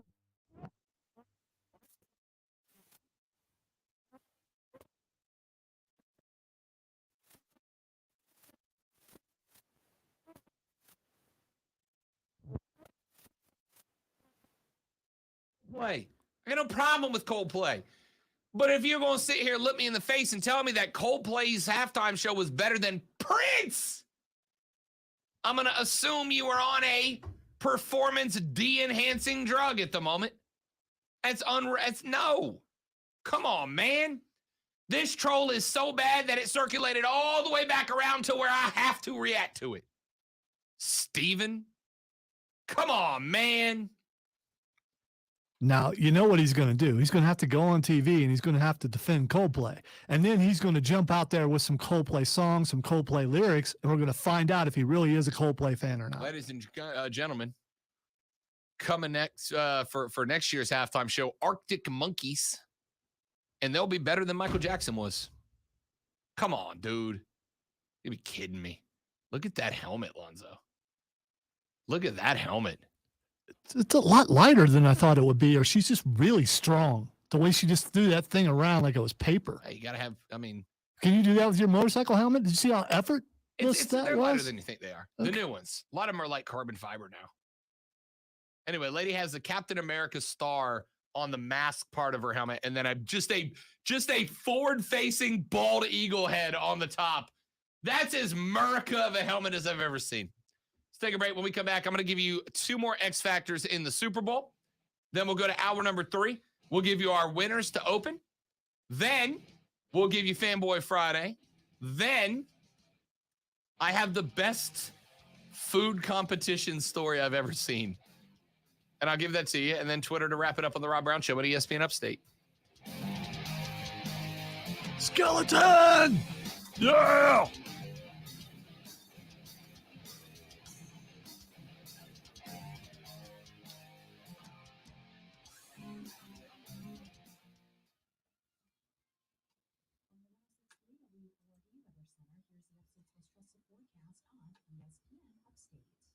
Sunny skies this afternoon, high 68, and tonight mostly clear with near 40. Saturday, sunny skies, high 66 degrees. Sunday, slight chance for rain and storms. Trying to figure out, what Super Bowl halftime show that's not Prince that Rob would have been okay with.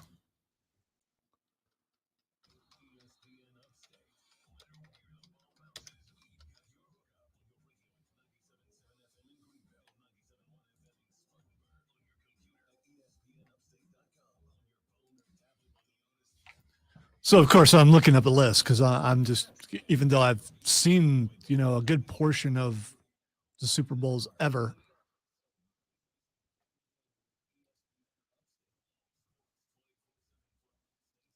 If he would have said Jennifer Lopez and Shakira, would Rob have been mad? I don't know.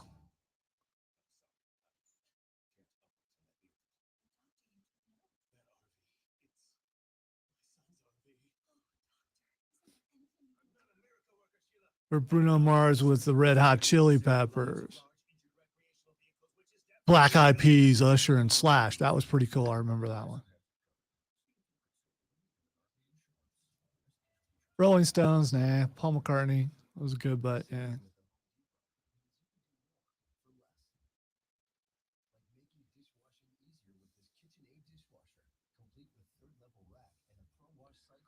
Yeah, I liked Aerosmith because that's the one that had Britney Spears on it too, which I thought was kind of cool. Not that I'm a big Britney Spears fan, but it was a mashup that I didn't. And then also had NSYNC in it, and Mary J. Blige, and Nelly. So if he would have said that, I mean, I maybe that wouldn't have made him mad. I still would have made him mad. Yeah, we're discussing you while you're not here, but that's okay. We're just kind of going through all the Super Bowl halftime shows and trying to figure out ones that if he would have said it, you wouldn't have been as angry about. Because if he would have put Jennifer Lopez and Shakira up there at number one, would it have made you angry? It still would have, but would you have understood a little bit? More than Coldplay. Okay. All right. That's what I'm saying. Bruno Mars is the pop version of Dave Grohl, and that anything the guy does is entertaining. Oh yeah, dude, he's amazing. I agree. He does is good. So I got no problem with Bruno even being up there, but like, what if he went Black Eyed Peas, Usher, and Slash? I would have driven to Connecticut and fought him. Come on. What if he would have said The Who? No, the Who was a great show. You almost said The Who sucks. No. Their halftime show was just a rock concert. Don't get me wrong, awesome. What about the Rolling Stones? I don't know that I even remember it. What if he said Paul McCartney? No, Paul McCartney's show was not as entertaining as Prince. How about Shania Twain? No. I do love Gwen Stefani. Sting. Sting's okay. Someone mentioned on the stream the Aerosmith, NSYNC, and Britney Spears. I remember that one because when Aerosmith brought out Britney Spears, it was just such a shocker because I just wasn't expecting it. I don't think she was even announced. How about the Blues Brothers bash? That was dope. That was fun.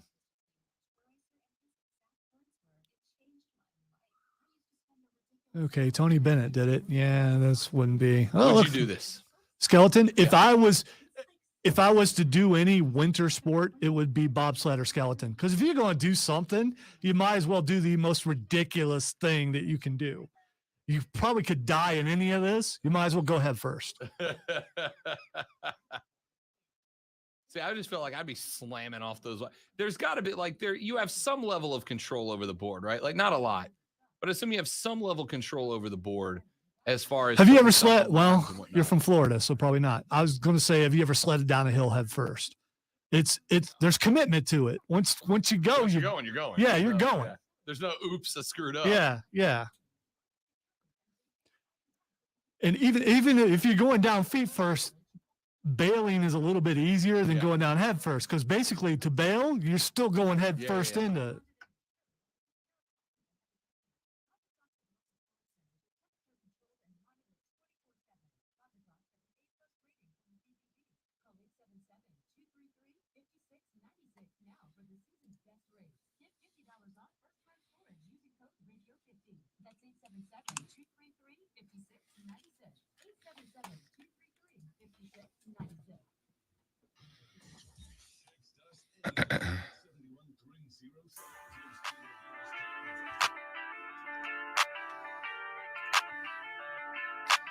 All right, we got a couple of minutes here. We've talked about the strengths of both sides. I want to talk about the things that I see are problems for both teams, right? Spots where Cincinnati can take advantage of LA and vice versa. I've given you my number one suspect, okay?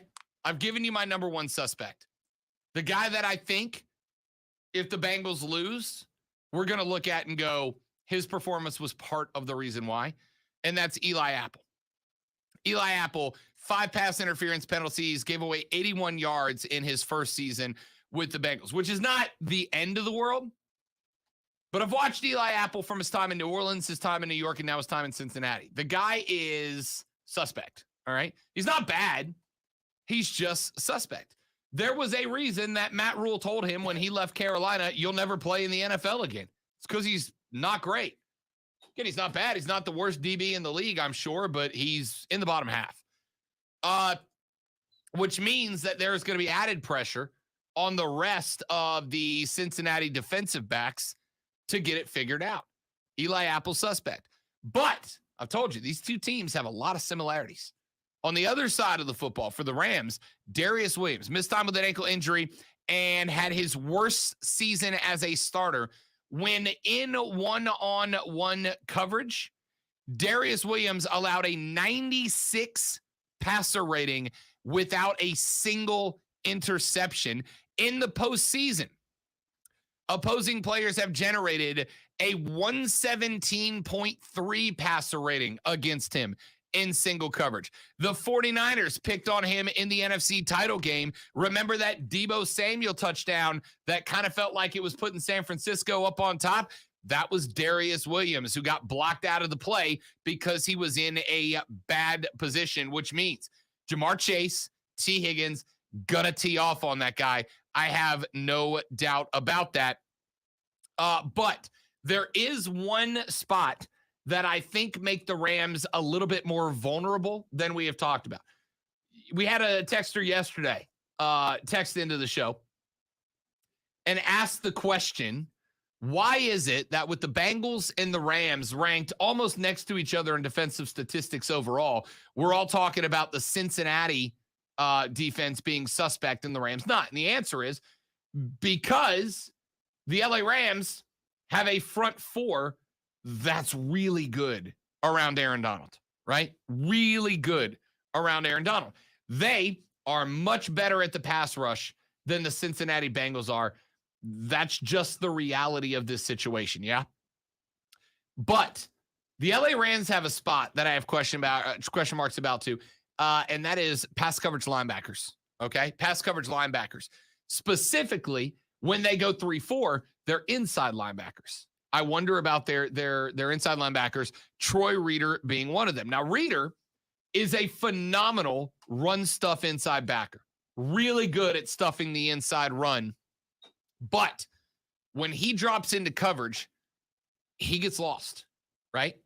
If you run multiple targets through his zone, he kind of gets lost in deciding who he should cover, where he should cover them, in what order is the priority, etc. And when Reeder gets lost, the middle opens up.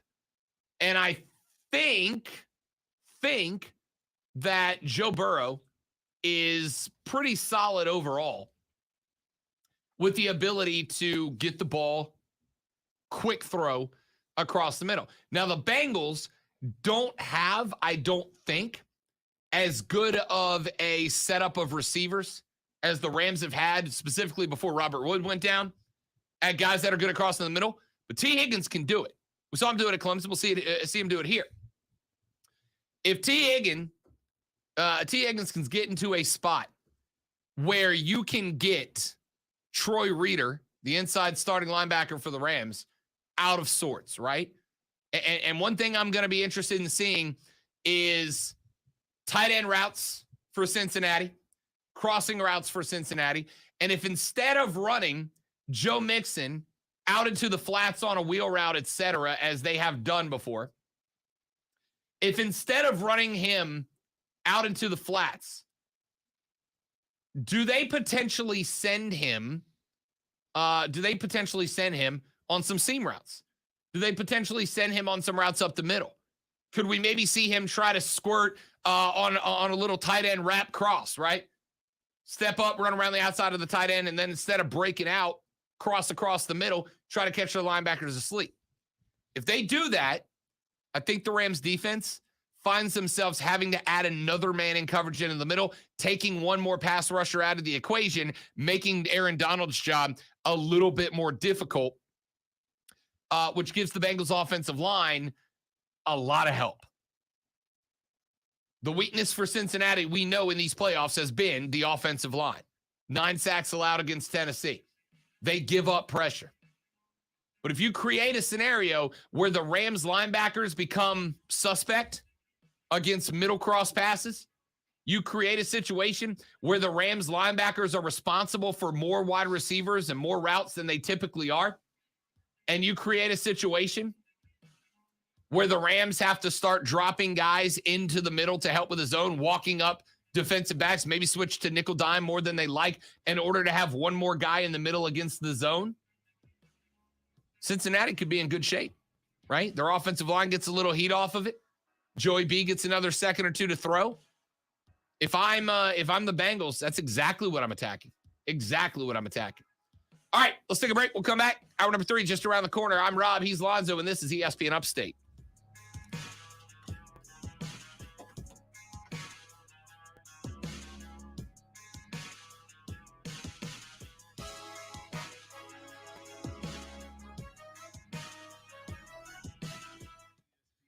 This is cool. Helmet cam of the skeleton. Ooh. Look at how fast everything Just happens. ripping, right? Yeah.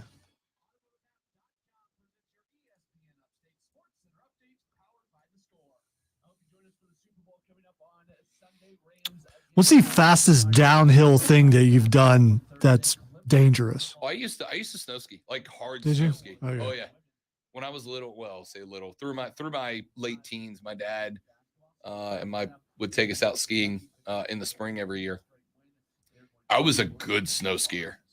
I could rip. They come up short against Longwood. They end up losing by an 85-72 score, drops their league record to 7-4. And Coastal Carolina. Yeah, I used to shred on slopes.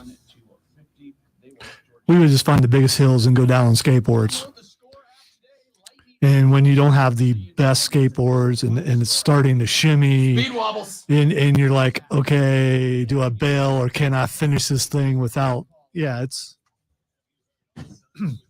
once nearly got arrested at my college for skateboarding near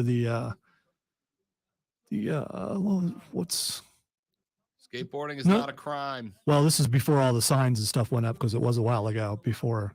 Yeah.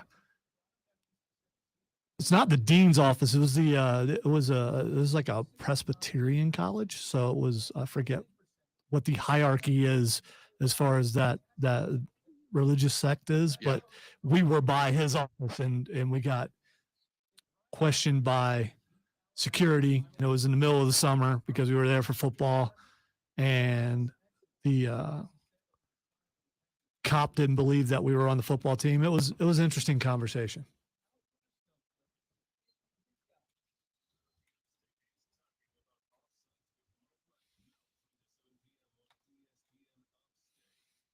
Of course, that was way before cell phones, because if it was cell phones, I would be like, hey, let's call the coach right now.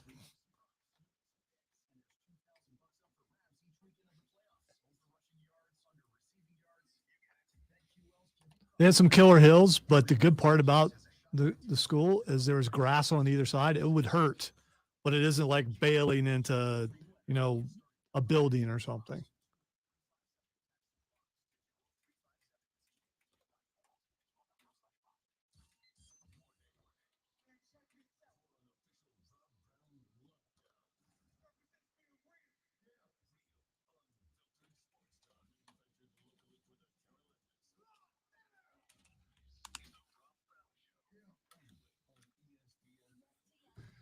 So, friend of the show, Susan Lloyd, who you guys know, she's been around these parts for a while, tweeted out a minute ago, I need someone to explain to me the sudden gushing over Joe Burrow, right? Joey B's everywhere right now. He's everywhere. Won the NFL Comeback Player of the Year award last night at the NFL Honors Banquet. He was obviously with his team, so he accepted his trophy remotely. She said, somebody explain to me why everybody's gushing over Joe Burrow. And I went back and forth, and we talked about this a little bit last week. Talked a little bit about this last week. And here's the theory I have as to why it truly feels like America has Joey B's back, right?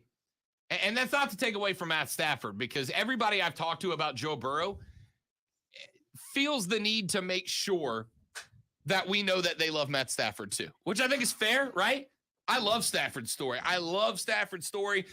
Maybe even more than Joey B to some degree, because Stafford has had people telling him since like the early days in Detroit, it's not the team, it's you. You can't do it. You're average. You're pedestrian. You're just another Joe Blow.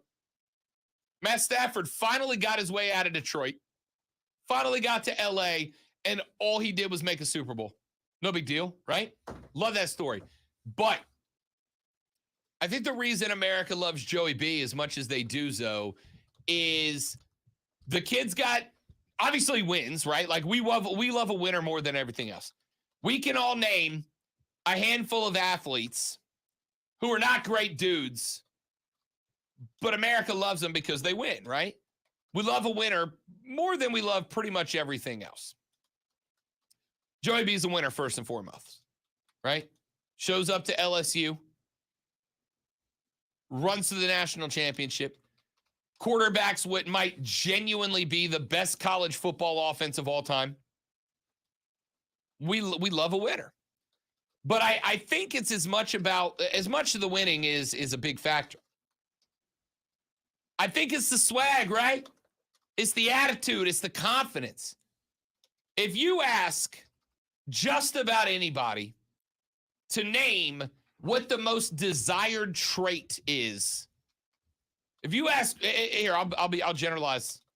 If you ask women what the most desired trait in a guy is, do you know what most of them will say? Confidence, right? Sorry, I didn't know you were going to go for the answer. Yeah, I was going to say something that'll get me in trouble. No, I'm not. Try to keep it PG rated here, Lonzo. Oh, that was come on.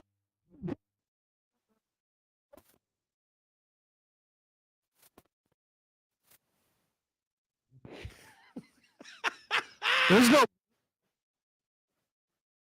I do love that I said, what's the number one thing women look for in a man? And Lonzo said, I can't say it. Oh, that's I wouldn't. Like,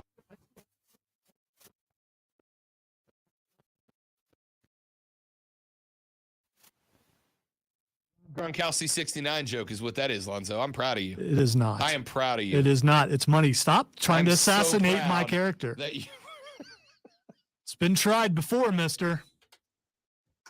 Not by me. I wouldn't dare. So it's the confidence, right? It's the confidence. It's the swagger. But I think it's a little more than that, right? Because what I find most interesting about Joe B is that, Lonzo, Joe B has this confidence. He has this swagger. He has this attitude. He has this air about him. But he doesn't need to attack anybody else to have it, right? I haven't heard Joe Burrow say a cross word about anybody. I haven't heard Joe Burrow insult another player. I haven't heard him insult a coach. I haven't heard him insult his fans. A lot of guys that have that type of attitude and that type of swagger frequently find themselves where they feel like they need to take other people down to boost themselves up. I haven't seen that, right? Joey B drops bars like, of course these diamonds are real. I make too much money for them to be fake. That's as Ric Flair as I've heard out of an athlete, right? But I've never heard him go anywhere else with it. I think the fact that Joey B seems by all accounts to not only have swag, not only be a stud, not only have confidence, but it's all about him. It's all in his head, right? I also think that with that swag and that confidence, we have never seen a spot before that Joey B put himself ahead of the team. Not at LSU, not in Cincinnati. I don't think we've seen a spot where Joe Burrow has been more about Joey QB than he's been about the Bengals. Now, there are some folks that are going to tell you, Alonzo may or may not be one, that him transferring from Ohio State to LSU was more about him than the team. Which, okay, I guess. But since he's gotten to the league, Joey B last year blew his knee, came back, has taken a 4-11 team to the Super Bowl, has been an absolute character in the process, and is now 60 away from etching his name in history. I absolutely understand why America loves this kid. What is there not to love about him? It's all those things that you talked about. It's the swagger. It's what he's been able to do on the field. That's really the first and foremost thing. But the other thing is there's a sense of nostalgia about him because everyone sees him and they think Kevin McAllister. And because they think it's Kevin McAllister up there, you can't help it. You've been rooting for him your entire life. Why would you stop rooting for him now? I had such a good segment going, Alonzo. We had momentum. What, you think I'm joking? You think I'm dead serious about it. Because he reminds you of the kid from Home Alone. I think a lot of people like him because of that. I do think underneath in the back of people's psyche, they see Kevin McAllister when they see him. How can you not see that? Is he great on the field? Yes. Is his comeback story excellent? He's from Ohio.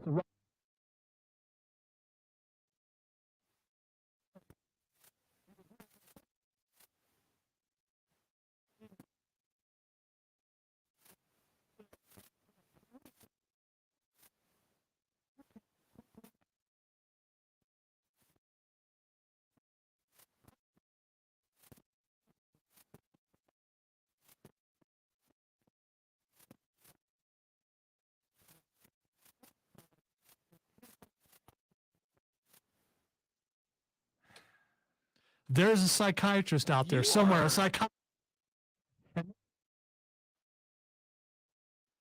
Why did? Yes.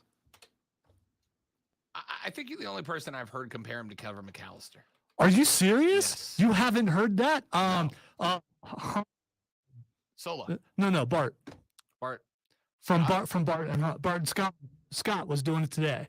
Says he cannot look at him without seeing it. There have been comparison pictures all over the place. The first time. Joe Burrow, Kevin McAllister. Let's look at the images here. All right. Yeah, I guess I see it a little bit. Yeah, I see. You're just upset because you didn't see it before. So now you're going to downplay it and act like, oh, well, no. You guys are just crazy.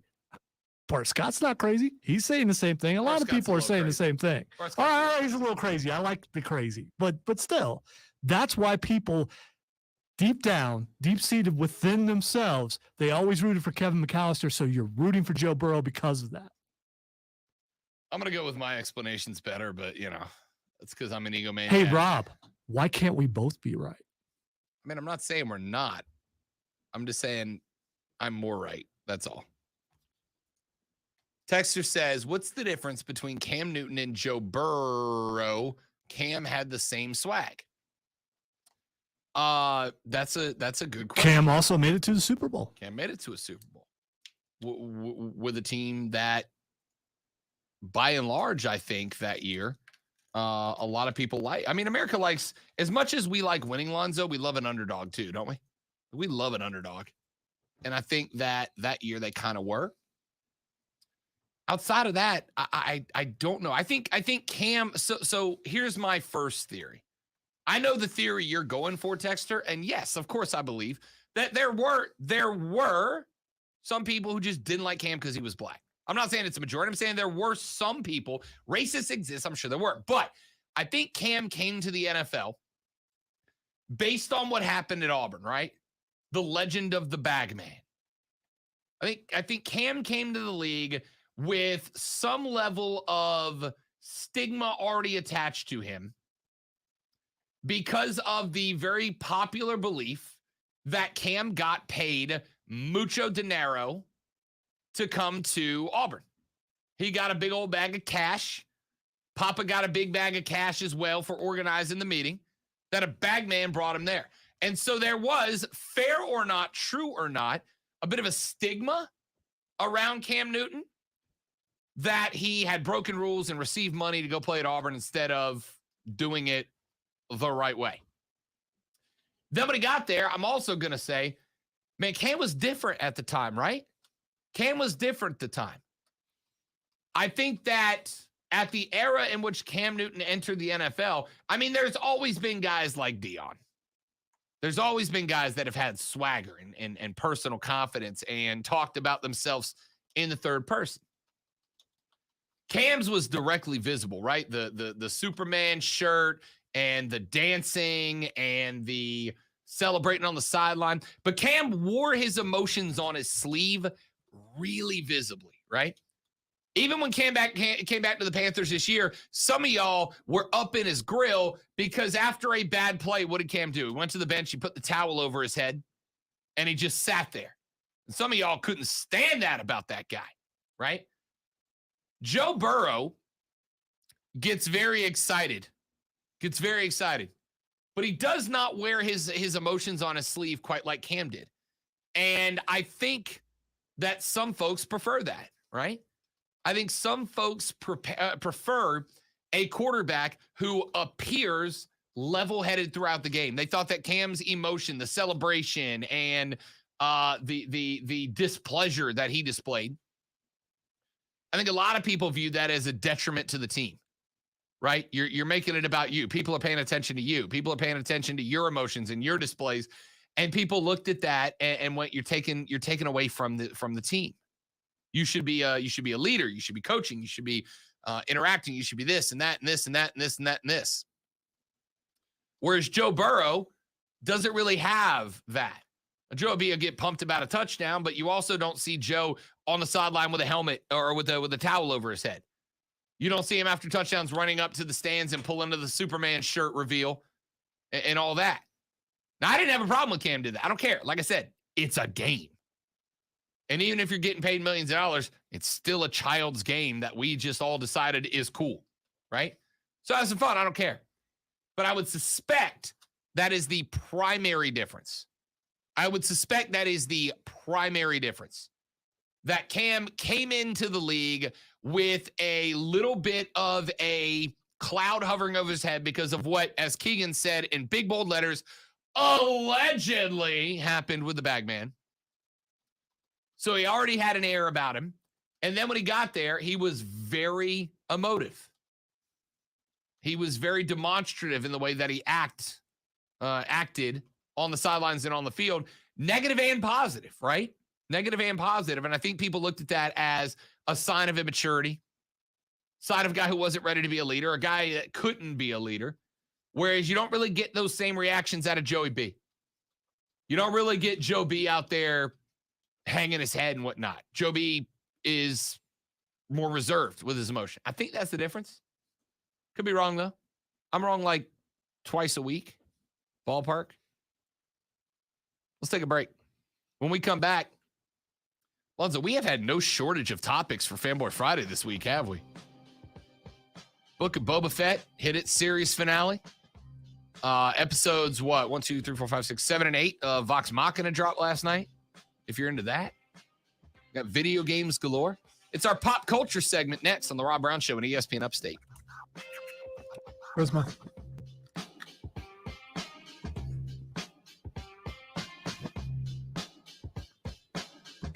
Say about my friends at Prisma Health right here in the Upstate. Prisma Health has an entire orthopedic department, right? Because sports injuries happen, and they happen to like a lot of us, like a lot of us. And when they do, you want to make sure that you have folks to look after you that are available first and foremost. If they can't see you, well, it doesn't help at all. Prisma Health is available with not one but 2 clinics that are open throughout the weekends included in an urgent care fashion. So if you have a sports injury, Prisma is there for you. They have a team full of dedicated experts. How much do they know, Rob? Well, I'm glad you asked. They know enough that both Clemson and South Carolina use Prisma Health as their primary healthcare provider for their athletic departments. So if a Tiger football player goes down, if a Gamecock basketball player goes down, they end up in touch and working with our friends at Prisma Health. And if those 2 schools both agree that the best way to take care of their athletes is to use Prisma Health, don't you think you're going to get the best for you and your family as well? Check them out online at prismahealth.org, prismahealth.org. Go see them now. If you have any sports medicine needs, the first call you need to make is Prisma Health here in the Upstate.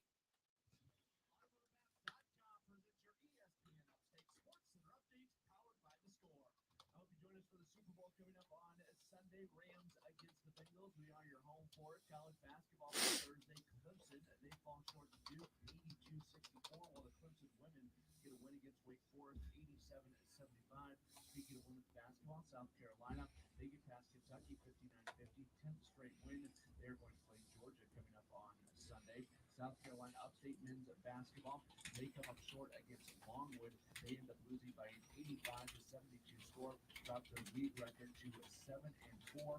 And Coastal Carolina, they end up losing to Georgia State 61-50. They lost Georgia Southern coming up on Saturday. Download the Score app today. Lightning fast sports alerts so you never miss a thing. It's why the Score app is one of North America's most popular sports apps. With your ESPN Upstate Sports Center update, I'm Matt Pauley.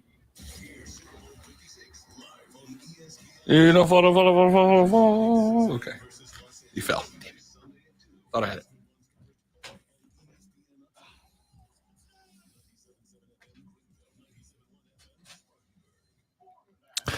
By the way, if you're watching and you have the ability, because I'm doing this, send every tweet to Rob that you can find that compares Joe Burrow to Kevin McAllister, which I'm doing at this moment.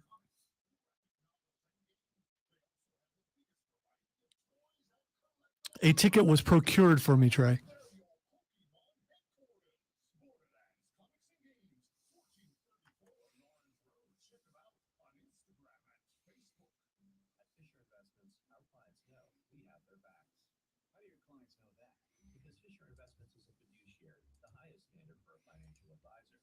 We're there for our clients and always put their interests first. So wait, you do it because you have to?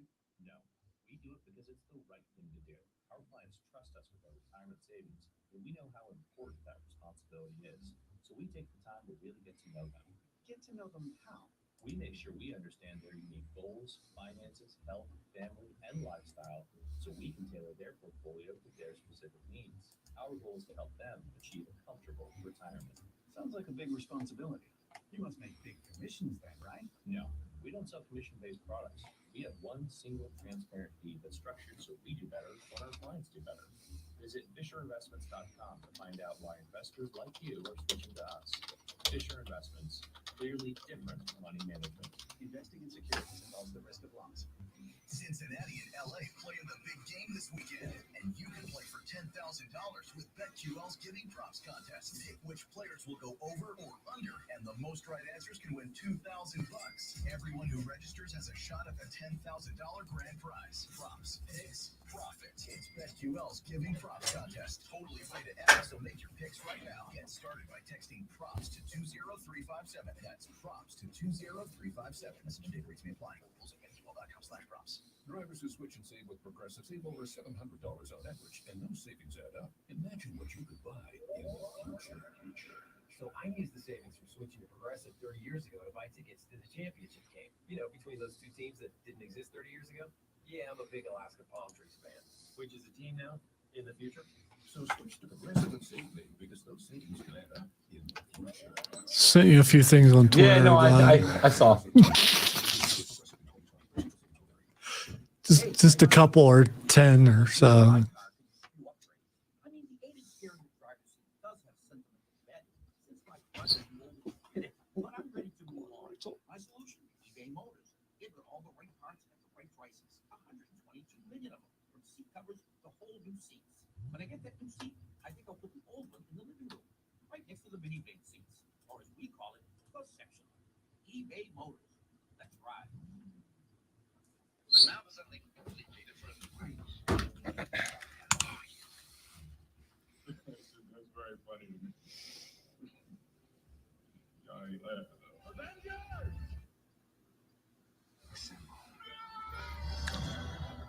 We came, we saw, we kicked it down. What are you looking at, butthead? You all would have to have it was. But you hadn't heard of it. Inconceivable! Welcome.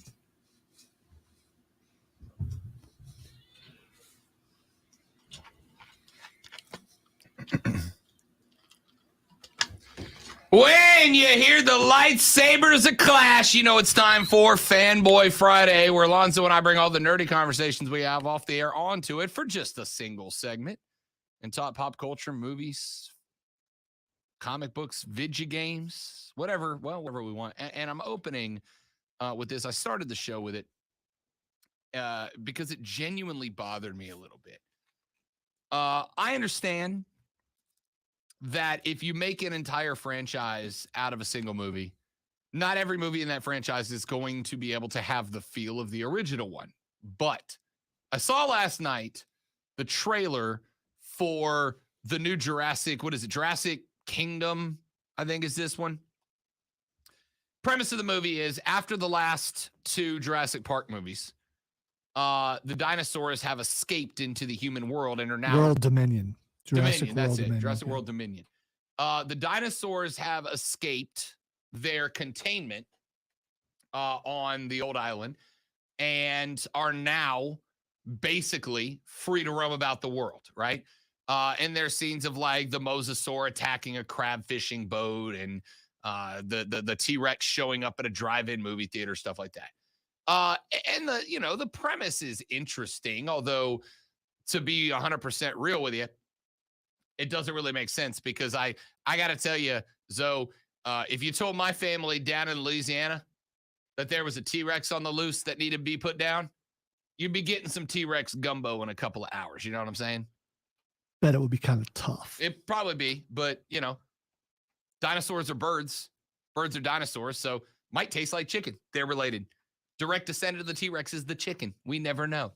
Anyway, the premise is a little flawed to me, but all right, I'll accept it. I can suspend disbelief for a little while in order to see more dino action, except for then I watched the rest of this trailer.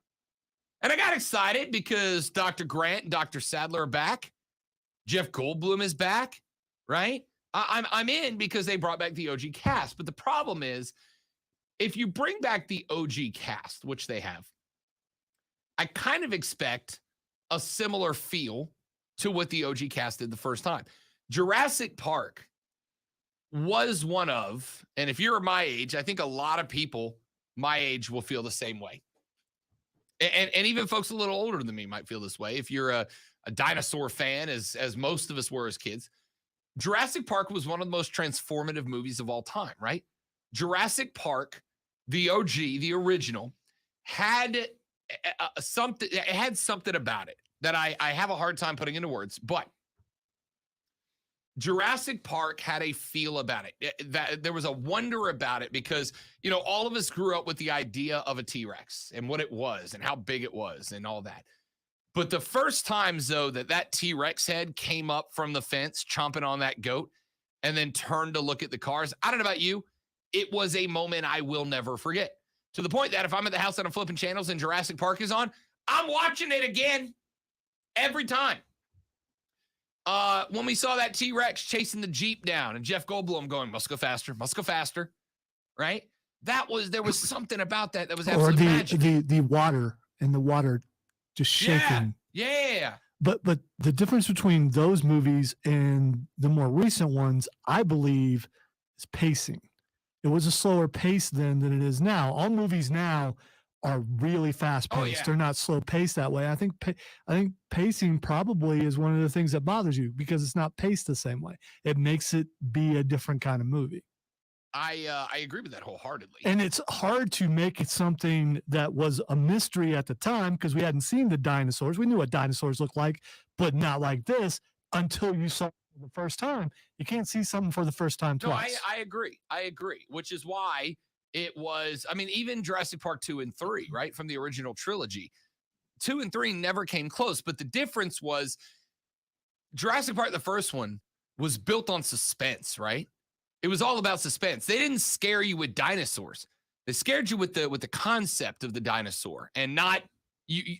We've never seen dinosaurs. We can't understand. If there's a movie about wolves, we know how wolves work. We know how wolves hunt in the pack and all that. We have no idea how dinosaurs work. So it was kind of terrifying.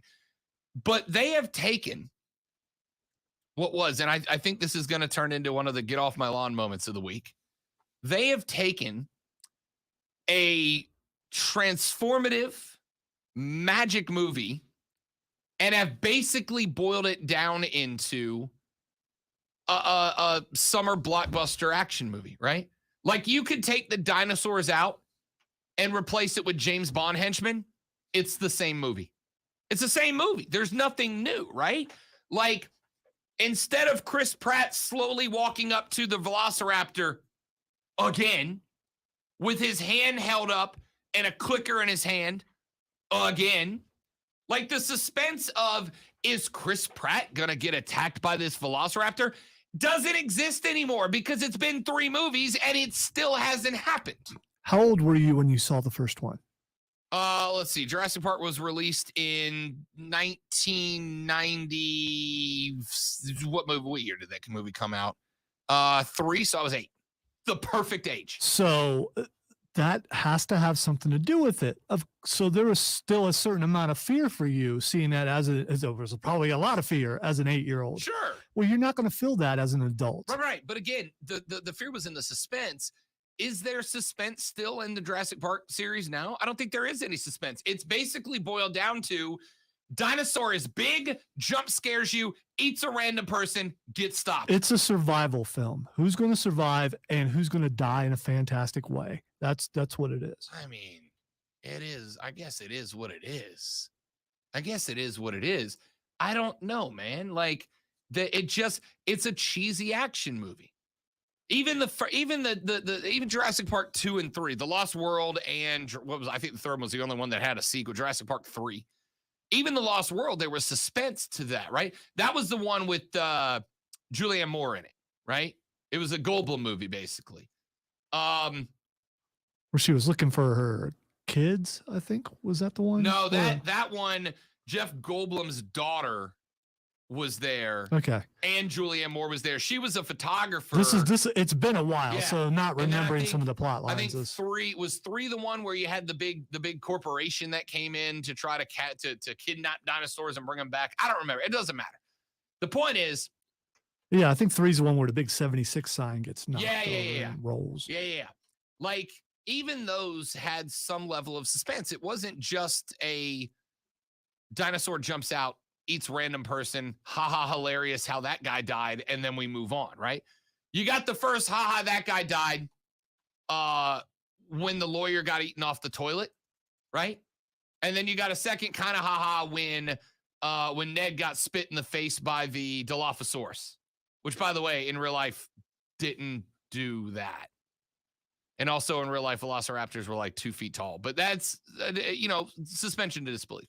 The point is, you have taken what was one of the most suspenseful and magical franchises. And maybe it was because I'm 8. And this was, I was a dinosaur fan growing up. I still am. My little nephew's getting into dinosaurs. We talk about dinosaurs all the time. And you've now basically boiled it down to, first off, you're making up dinosaurs now. Lonzo, I don't need you to make up Indominus Rex. You already have a catalog of terrifying dinosaurs. It's not unrealistic with DNA splicing, with cloning, and the things that are going on today in science and in secret science that can happen. And I think that kind of interests me, because people say, monster, let me see if I can build a better one. That is not shocking. And there are probably metaphors that have to do with society and all that kind of stuff. 100%. I will give him credit. I will give the trailer credit for this before we move on. I'll give the credit for this. In this one, they have finally showed a Utahraptor, because the raptors, they're not velociraptors. Velociraptors were slightly larger than chickens, like turkeys. They're Utahraptors. And in this one, finally, they have gotten it correct and given the raptors feathers, because raptors had feathers. They were birds. They were on the way in transitioning to what we know as birds now. T-Rex had feathers. Raptors have feathers. They finally have one that has a feather, but it seems to me that this is going to be another, oh, look, oops, we accidentally created another super version of the thing that has already killed thousands of people. My bad. 2 on our list. I still have not gotten around to it, because I'm trying to burn through Peacemaker first, because Lonzo got me hooked. But I feel like I've made a mistake by not watching the Book of Boba Fett as it's been coming out, because, Lonzo, I haven't heard anybody say positive about it. The only positive remark I have seen was Mando saved the series finale from being a complete wash. That's all I've heard. Well, when he shows up, which is like a couple episodes before that, it becomes a totally different show. It becomes the show that it's an offshoot of. It's a Mando show. Yes. Yeah. See, I already am not a big Boba Fett fan, because but can we be honest? Boba Fett was garbage in the original. I think you need the criticisms that you're seeing here and there to see if they're valid or not for you. And I will. I mean, it's on the list. It's not like every episode is just horrible and you can't. But I mean, there are backstories involved, which are kind of cool. But then I don't want to say it goes off the rails, but some of the effects money was not spent on something to save for something later, which is extremely cool. So, I mean, would I say don't watch it? No, watch it. I mean, especially if you're a Star Wars fan, and maybe some other Star Wars movies won't seem so bad to you. I'm going to watch it. I was never a big Boba Fett fan, because, again, I think Boba Fett was vastly overrated. And when you say that, there are people that get angry because he's the baddest. No, we were told that, but I mean, but then it got his ass kicked. Yeah, I mean, It did nothing of value. Nothing of value. You could have made that movie without Boba Fett, and it would have been the same movie. All right, it was worth it. To me, the only thing we would have liked was a Sarlacc victim. Until this, well, you get to see some. I'm not going to go. So I'm in. Until this point of Boba Fett, the coolest part about Boba Fett was when he picked up Jango Fett's head. Yeah. But as morbid as that is, I'm disappointed that they ran this as the next big thing, and I've again, all I've heard is meh. I mean, I'm still gonna watch it, but all I've heard is meh. Please don't take offense to this, but I came into this with the Rob Brown mentality, because I knew I wasn't gonna like it. And but you watched it when it dropped. How did you know you weren't gonna like it? From it was, I think it was a post-credit scene when they showed it and previewed that it was coming. It's like, yeah, this is not going to be good from the post-credit. But still, there are things in it that I really liked, and there are things in it that I really, really don't. I probably this weekend I'll get into it. I'm moving this weekend, so I hopefully will be able to get into it a little bit, though I don't know for a 100% fact yet, but we'll see. What else we got? We had one more thing to talk about, and now I'm blanking on what it was. Well, I will tell you that we have tickets for something. That's right. Yes, we do. That's right. Lonzo and I got tickets to The Batman. We'll be dropping it on, what is it, Thursday? Was it March 3rd? Yeah, I believe it is the 3rd. I believe it's the 3rd. And we'll be there in IMAX at 7 p.m. Yes, indeed. So I got to tell you, it is the first Batman movie I've been excited about since the first Nolan movie. And I feel like this is going to be disappointing to some people. I think you're going to get a more... This is Batman. Offshoot Batman. This is Batman Year 2. Yeah. And they're going to get to see, Batman as Batman, but he's not yet. Yeah, Batman just made the suit Batman. Yeah, Batman Year 2, he's honing skills. He's still trying to figure out what causes fear. He's building a reputation. It's going to be that sort of thing. I'm here for it. So we'll be seeing it on Thursday. All right, let's take a break. When we come back, let me get a couple of texts in here. Texter says, Peacemaker is the best thing DC has done. I'll tell you, I'm 3 episodes in. Yup. I love it. It's gross. It's gory. It's vulgar. Give it all to me. I love most of it, but still Man of Steel and the original Superman are still up there. And come on, Batman. I mean, but it's really good. It really is really good. I can't tell if this is serious or making fun of me, Lonzo. I won't allow my family to watch Jurassic Park. It's too political, left-wing, geoclimate, and promotes evolution. And I don't hear dinos talked about in the Bible, so we don't talk about them in my house. I don't know if that's making fun of me or not. Well, it's an angle that you could definitely take. But there are dragons in the Bible, and dinosaurs could be considered dragons.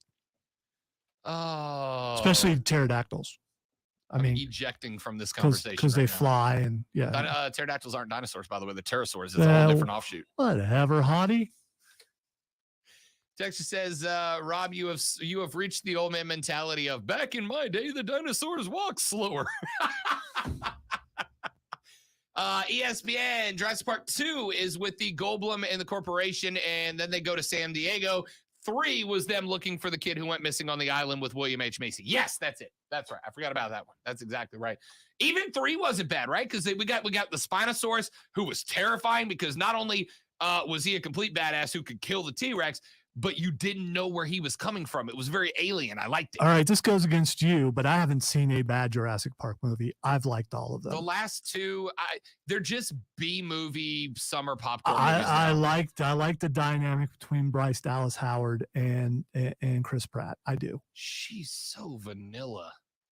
Just so vanilla. She's void of emotion because she doesn't know how to grasp the emotion. Oh, I thought you were going to say act, which would have been fine. No, I think she's not bad at some other stuff, but she just does nothing for me. I think she's a pretty good actor, but I think the part she's playing is someone who doesn't know how to express emotions, and I completely get it. I like it. The first of the 3, the best part was the 3-second Jimmy Buffett cameo of him saving his margaritas.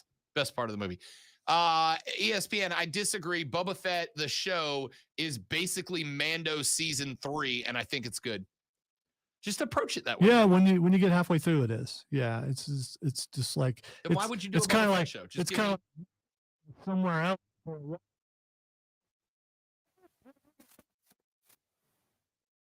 Finally, buy him a house with those Biden bucks. Wait, are we giving away Biden bucks?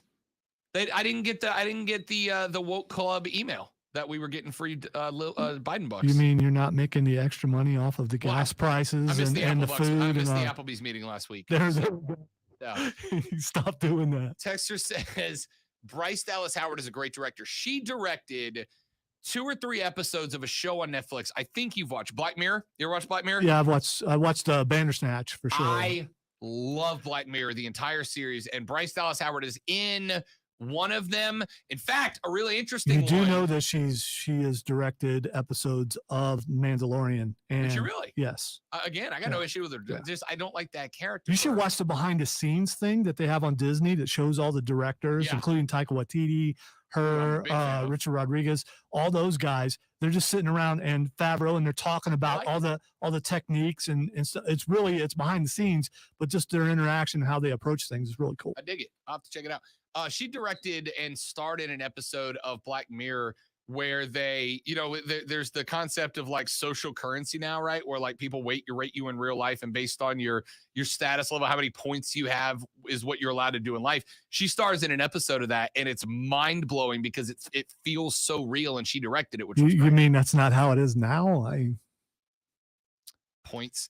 And finally, we've been asked multiple times by a couple of different people to discuss Reacher. I will tell you, I have not seen Reacher. However, I am currently watching a show on HBO called Vox Machina. Vox Machina. It's a animated D&D style show.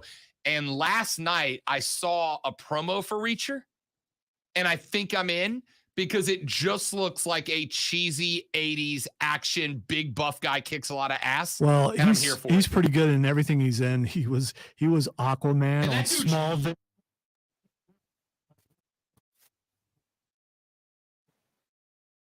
I'm gonna give it a shot. All right, let's take a break. I am Rob Brown. He's Lonzo. We got, you know what we got to do, Lonzo? We haven't done yet. We got to make our damn picks when we come back. We'll tell you who we think wins the Super Bowl next on the Rob Brown Show, ESPN Upstate.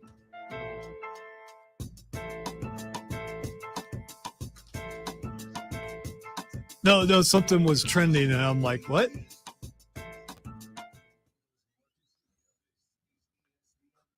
Apparently, I'm not gonna put this on because we may not get to it. The Detroit Rams is trending. There's a TikTok video of a store selling Detroit Rams apparel. I saw that. It's I think it's borderline. Let cringe. it go. He left your team, and he's no longer with you. So I don't blame them for rooting You know what for it is? him. You know what it is? It's the NFL equivalent of Alabama winning a title and Vanderbilt chanting SEC, SEC. That's what it is. You think so? Okay. It's the NFL version of that. I think it's more them saying, "Hey, it was never him; it was us," and so we're rooting for our We guy. acknowledge that we Yes. screwed you. We suck. He does not.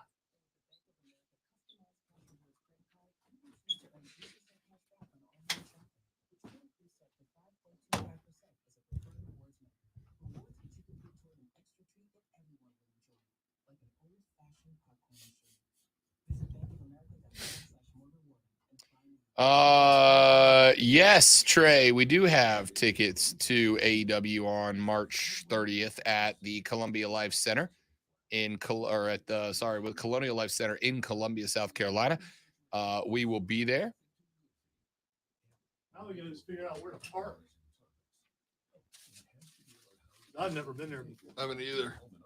I'm thinking because March 30th, probably just leave straight from here. Yeah. Oh gosh. Ooh. Lonzo's just been traded to the 76ers. No, it'll probably be the Hot Wings. I just got traded next. Because it's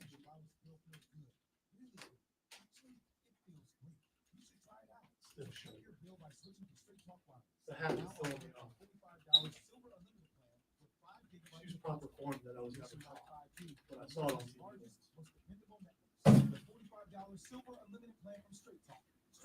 Sometimes you just gotta slow down.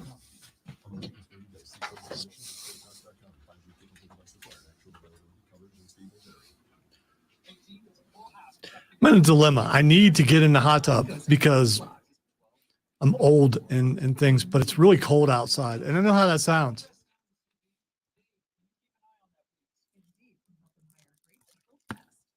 If you had a hot tub and it's outside and it's 25 degrees outside, are you still going and getting in the hot tub? 100%. 100%. I asked Courtney last night if she would go with me on a snow skiing vacation, and she said yes. And I was like, the best part is finishing up and getting in the hot tub when it's snowing. Nothing better. All right, time to go on the record, ladies and gentlemen, for our Super Bowl predictions. Rams favored by 4.5 in Vegas right now, playing the role of the home team in the Super Bowl. But a lot of folks think that it may not be as clear-cut of an edge as the Rams would like in the second ever and consecutive home field Super Bowl. Joey B and his Cincinnati Bengals, first time they've been in it since the 80s. the Rams' second time in just a handful of years. First time they've actually deserved to go. Get off me. I said what I said, Lonzo. I said what I said. Perfect. Lonzo, I'll let you go first. Or do you want me to go first? I appreciate the privilege there of you allowing me to go first. I know you like to. I don't want you to feel like you have to pick the other team from me to be a contrarian. So, well, I wasn't going to do that anyway. I think everyone knows where I'm leaning right now. Well, maybe they don't. So, I'm not the guy that's my team lost, so I'm rooting against the team that beat my team. I'm not that guy.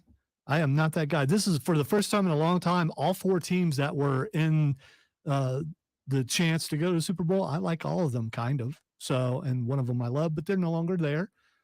And because of my roots and because of my family and because I actually do believe this is going to happen, I'm going to go with the Cincinnati Bengals to win the game 28-24. 28-24. Wow.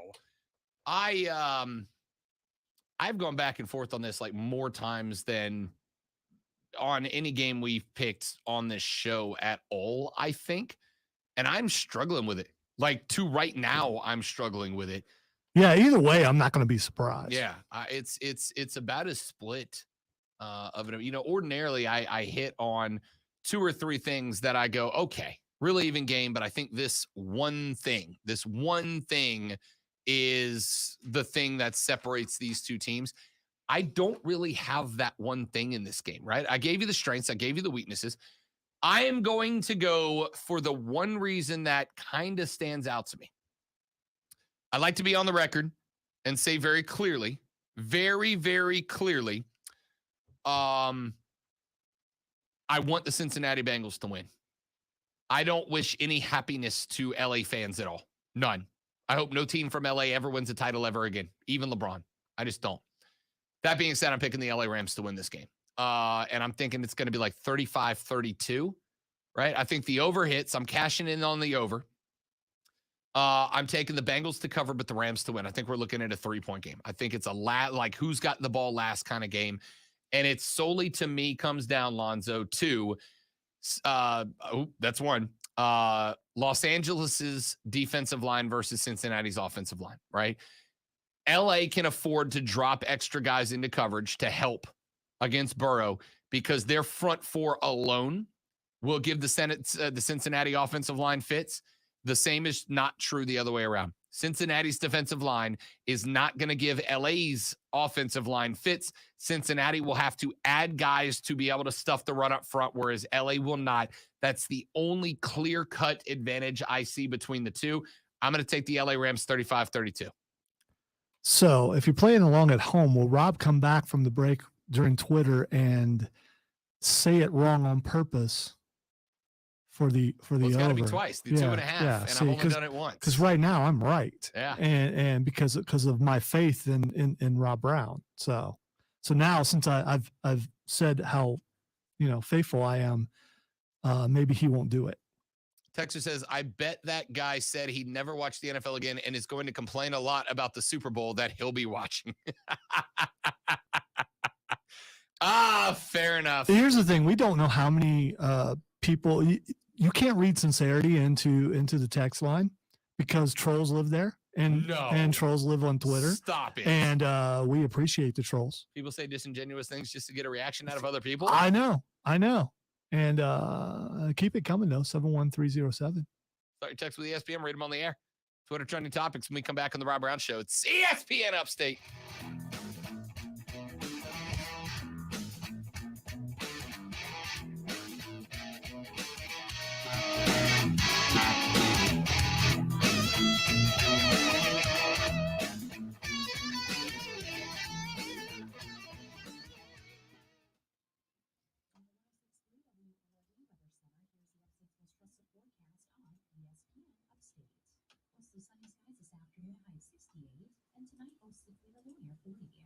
Saturday, sunny skies, a high 66 degrees. Sunday, some chance for rain and storm mixing, becoming a rain late, cloudy, high 45. Meteorologist Jennifer Buchinski on ESPN Upstate. Currently, it's 67. Sunday, the Los Angeles Rams and Cincinnati Bengals square off in Super Bowl 56. Hi, this is Scott Graham. Join me and the rest of our Westwood One crew from LA for all the action. The Bengals are in the big game for the first time in 33 years. Can they bring home the first Super Bowl title in franchise history? Or will the Rams win on their home turf in SoFi Stadium? Tune in to find out. If it's Super Bowl 56, it's right here. Sunday afternoon starting at 2 on your home for the Super Bowl, ESPN Upstate. Wesley had IRS troubles. They told me I owed them $43,000. It got really bad. Coming out of my house, my car. I seriously thought that I was going to lose everything. Wesley called Optima Tax Relief. Oh, they were great people. Optima Tax. They know what they're doing. Optima Tax Relief came through with flying colors. I saved an incredible amount of money. Call Optima Tax Relief. Don't trust anybody else. Call Optima for a free consultation. Call 800-935-7144. 800-935-7144. Optima Tax Relief. For details, visit OptimaTaxRelief.com. Here's an important message from Exergen. A critical new FDA study proves that the widely used non-contact thermometers are not accurate and have high possibilities for false negative readings. They also have inaccurate information on their labels regarding accuracy. New COVID strains are on the rise, and non-contact manufacturers are being irresponsible at a time when accuracy matters most. Accurate temperature measurements are essential. Switch to Exergen, backed by over 100 clinical studies. Be sure, be accurate with Exergen. Learn more at Exergen.com. This is for the men who never settle, the ones who believe only quitters end the game in a tie. The type of guys who choose the bar with the biggest TVs to overcompensate for theirs at home. This is the Lodge mentality. This is Twin Peaks. Prescription products require an online physician consultation and are only available for prescription is appropriate. Prescription required. See website for full details and important safety information. Hey guys, good news. The outrageously expensive Viagra is available in generic form, which means you can get prescription medication for a fraction of the cost. And Hims makes it extra affordable. The generic form of Viagra has the same active ingredient, but is 90% cheaper. And right now, get your first online doctor's visit. Do you know we got like 5 minutes left on the show right before the Super Bowl? Yeah. How about that? The one lady who's been on the team before has such mean eyes. She zoned in, dude. Yeah, when she, yeah, I know, We but came here to win. she looked that way when she's younger. I think it was more intense when she was younger, but even now, it's just like Heard the term RBF? being next to her and seeing the look on her. It's I don't remember her name. She's got black hair. I don't know who you're talking about. I think it's black. It might be brown. I don't think she's out there. I've got my competitive face look too. That like it's just a different. Yeah, I just look scared. Curl it in behind the guard stone there. I like it. Leave it uncovered to the right so they can't come at it from that direction without knocking it further in. I like it. I like it.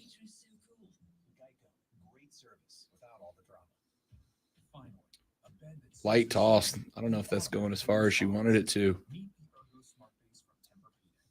Our first system that detects snoring and automatically adjusts by raising the bed. Get your best sleep. Don't need to sweep at all. Oh, they didn't go inside of it. I'm going right to the button. Huh. Just build a little wall right there. There you go. I like it. And see, you hated this shot. What a good shot that was. You just couldn't see it from their That's angle. not what I thought she Yeah. was going to do. I thought they were going to try to stick one to the outside behind that guard.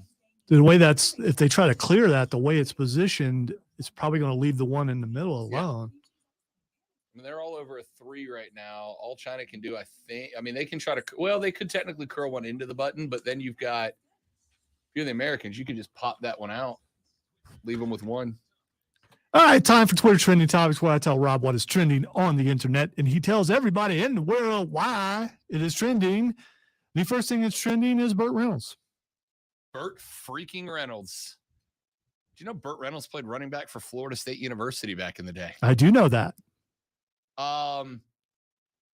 Burt Reynolds. I have no idea why he's trending. All I know is that Burt Reynolds for a long time was the coolest person on planet Earth, right? Like Burt Reynolds back in the day. I Smokey and the Bandit days. really wanted to Trans Am. Oh, Yeah. everybody did.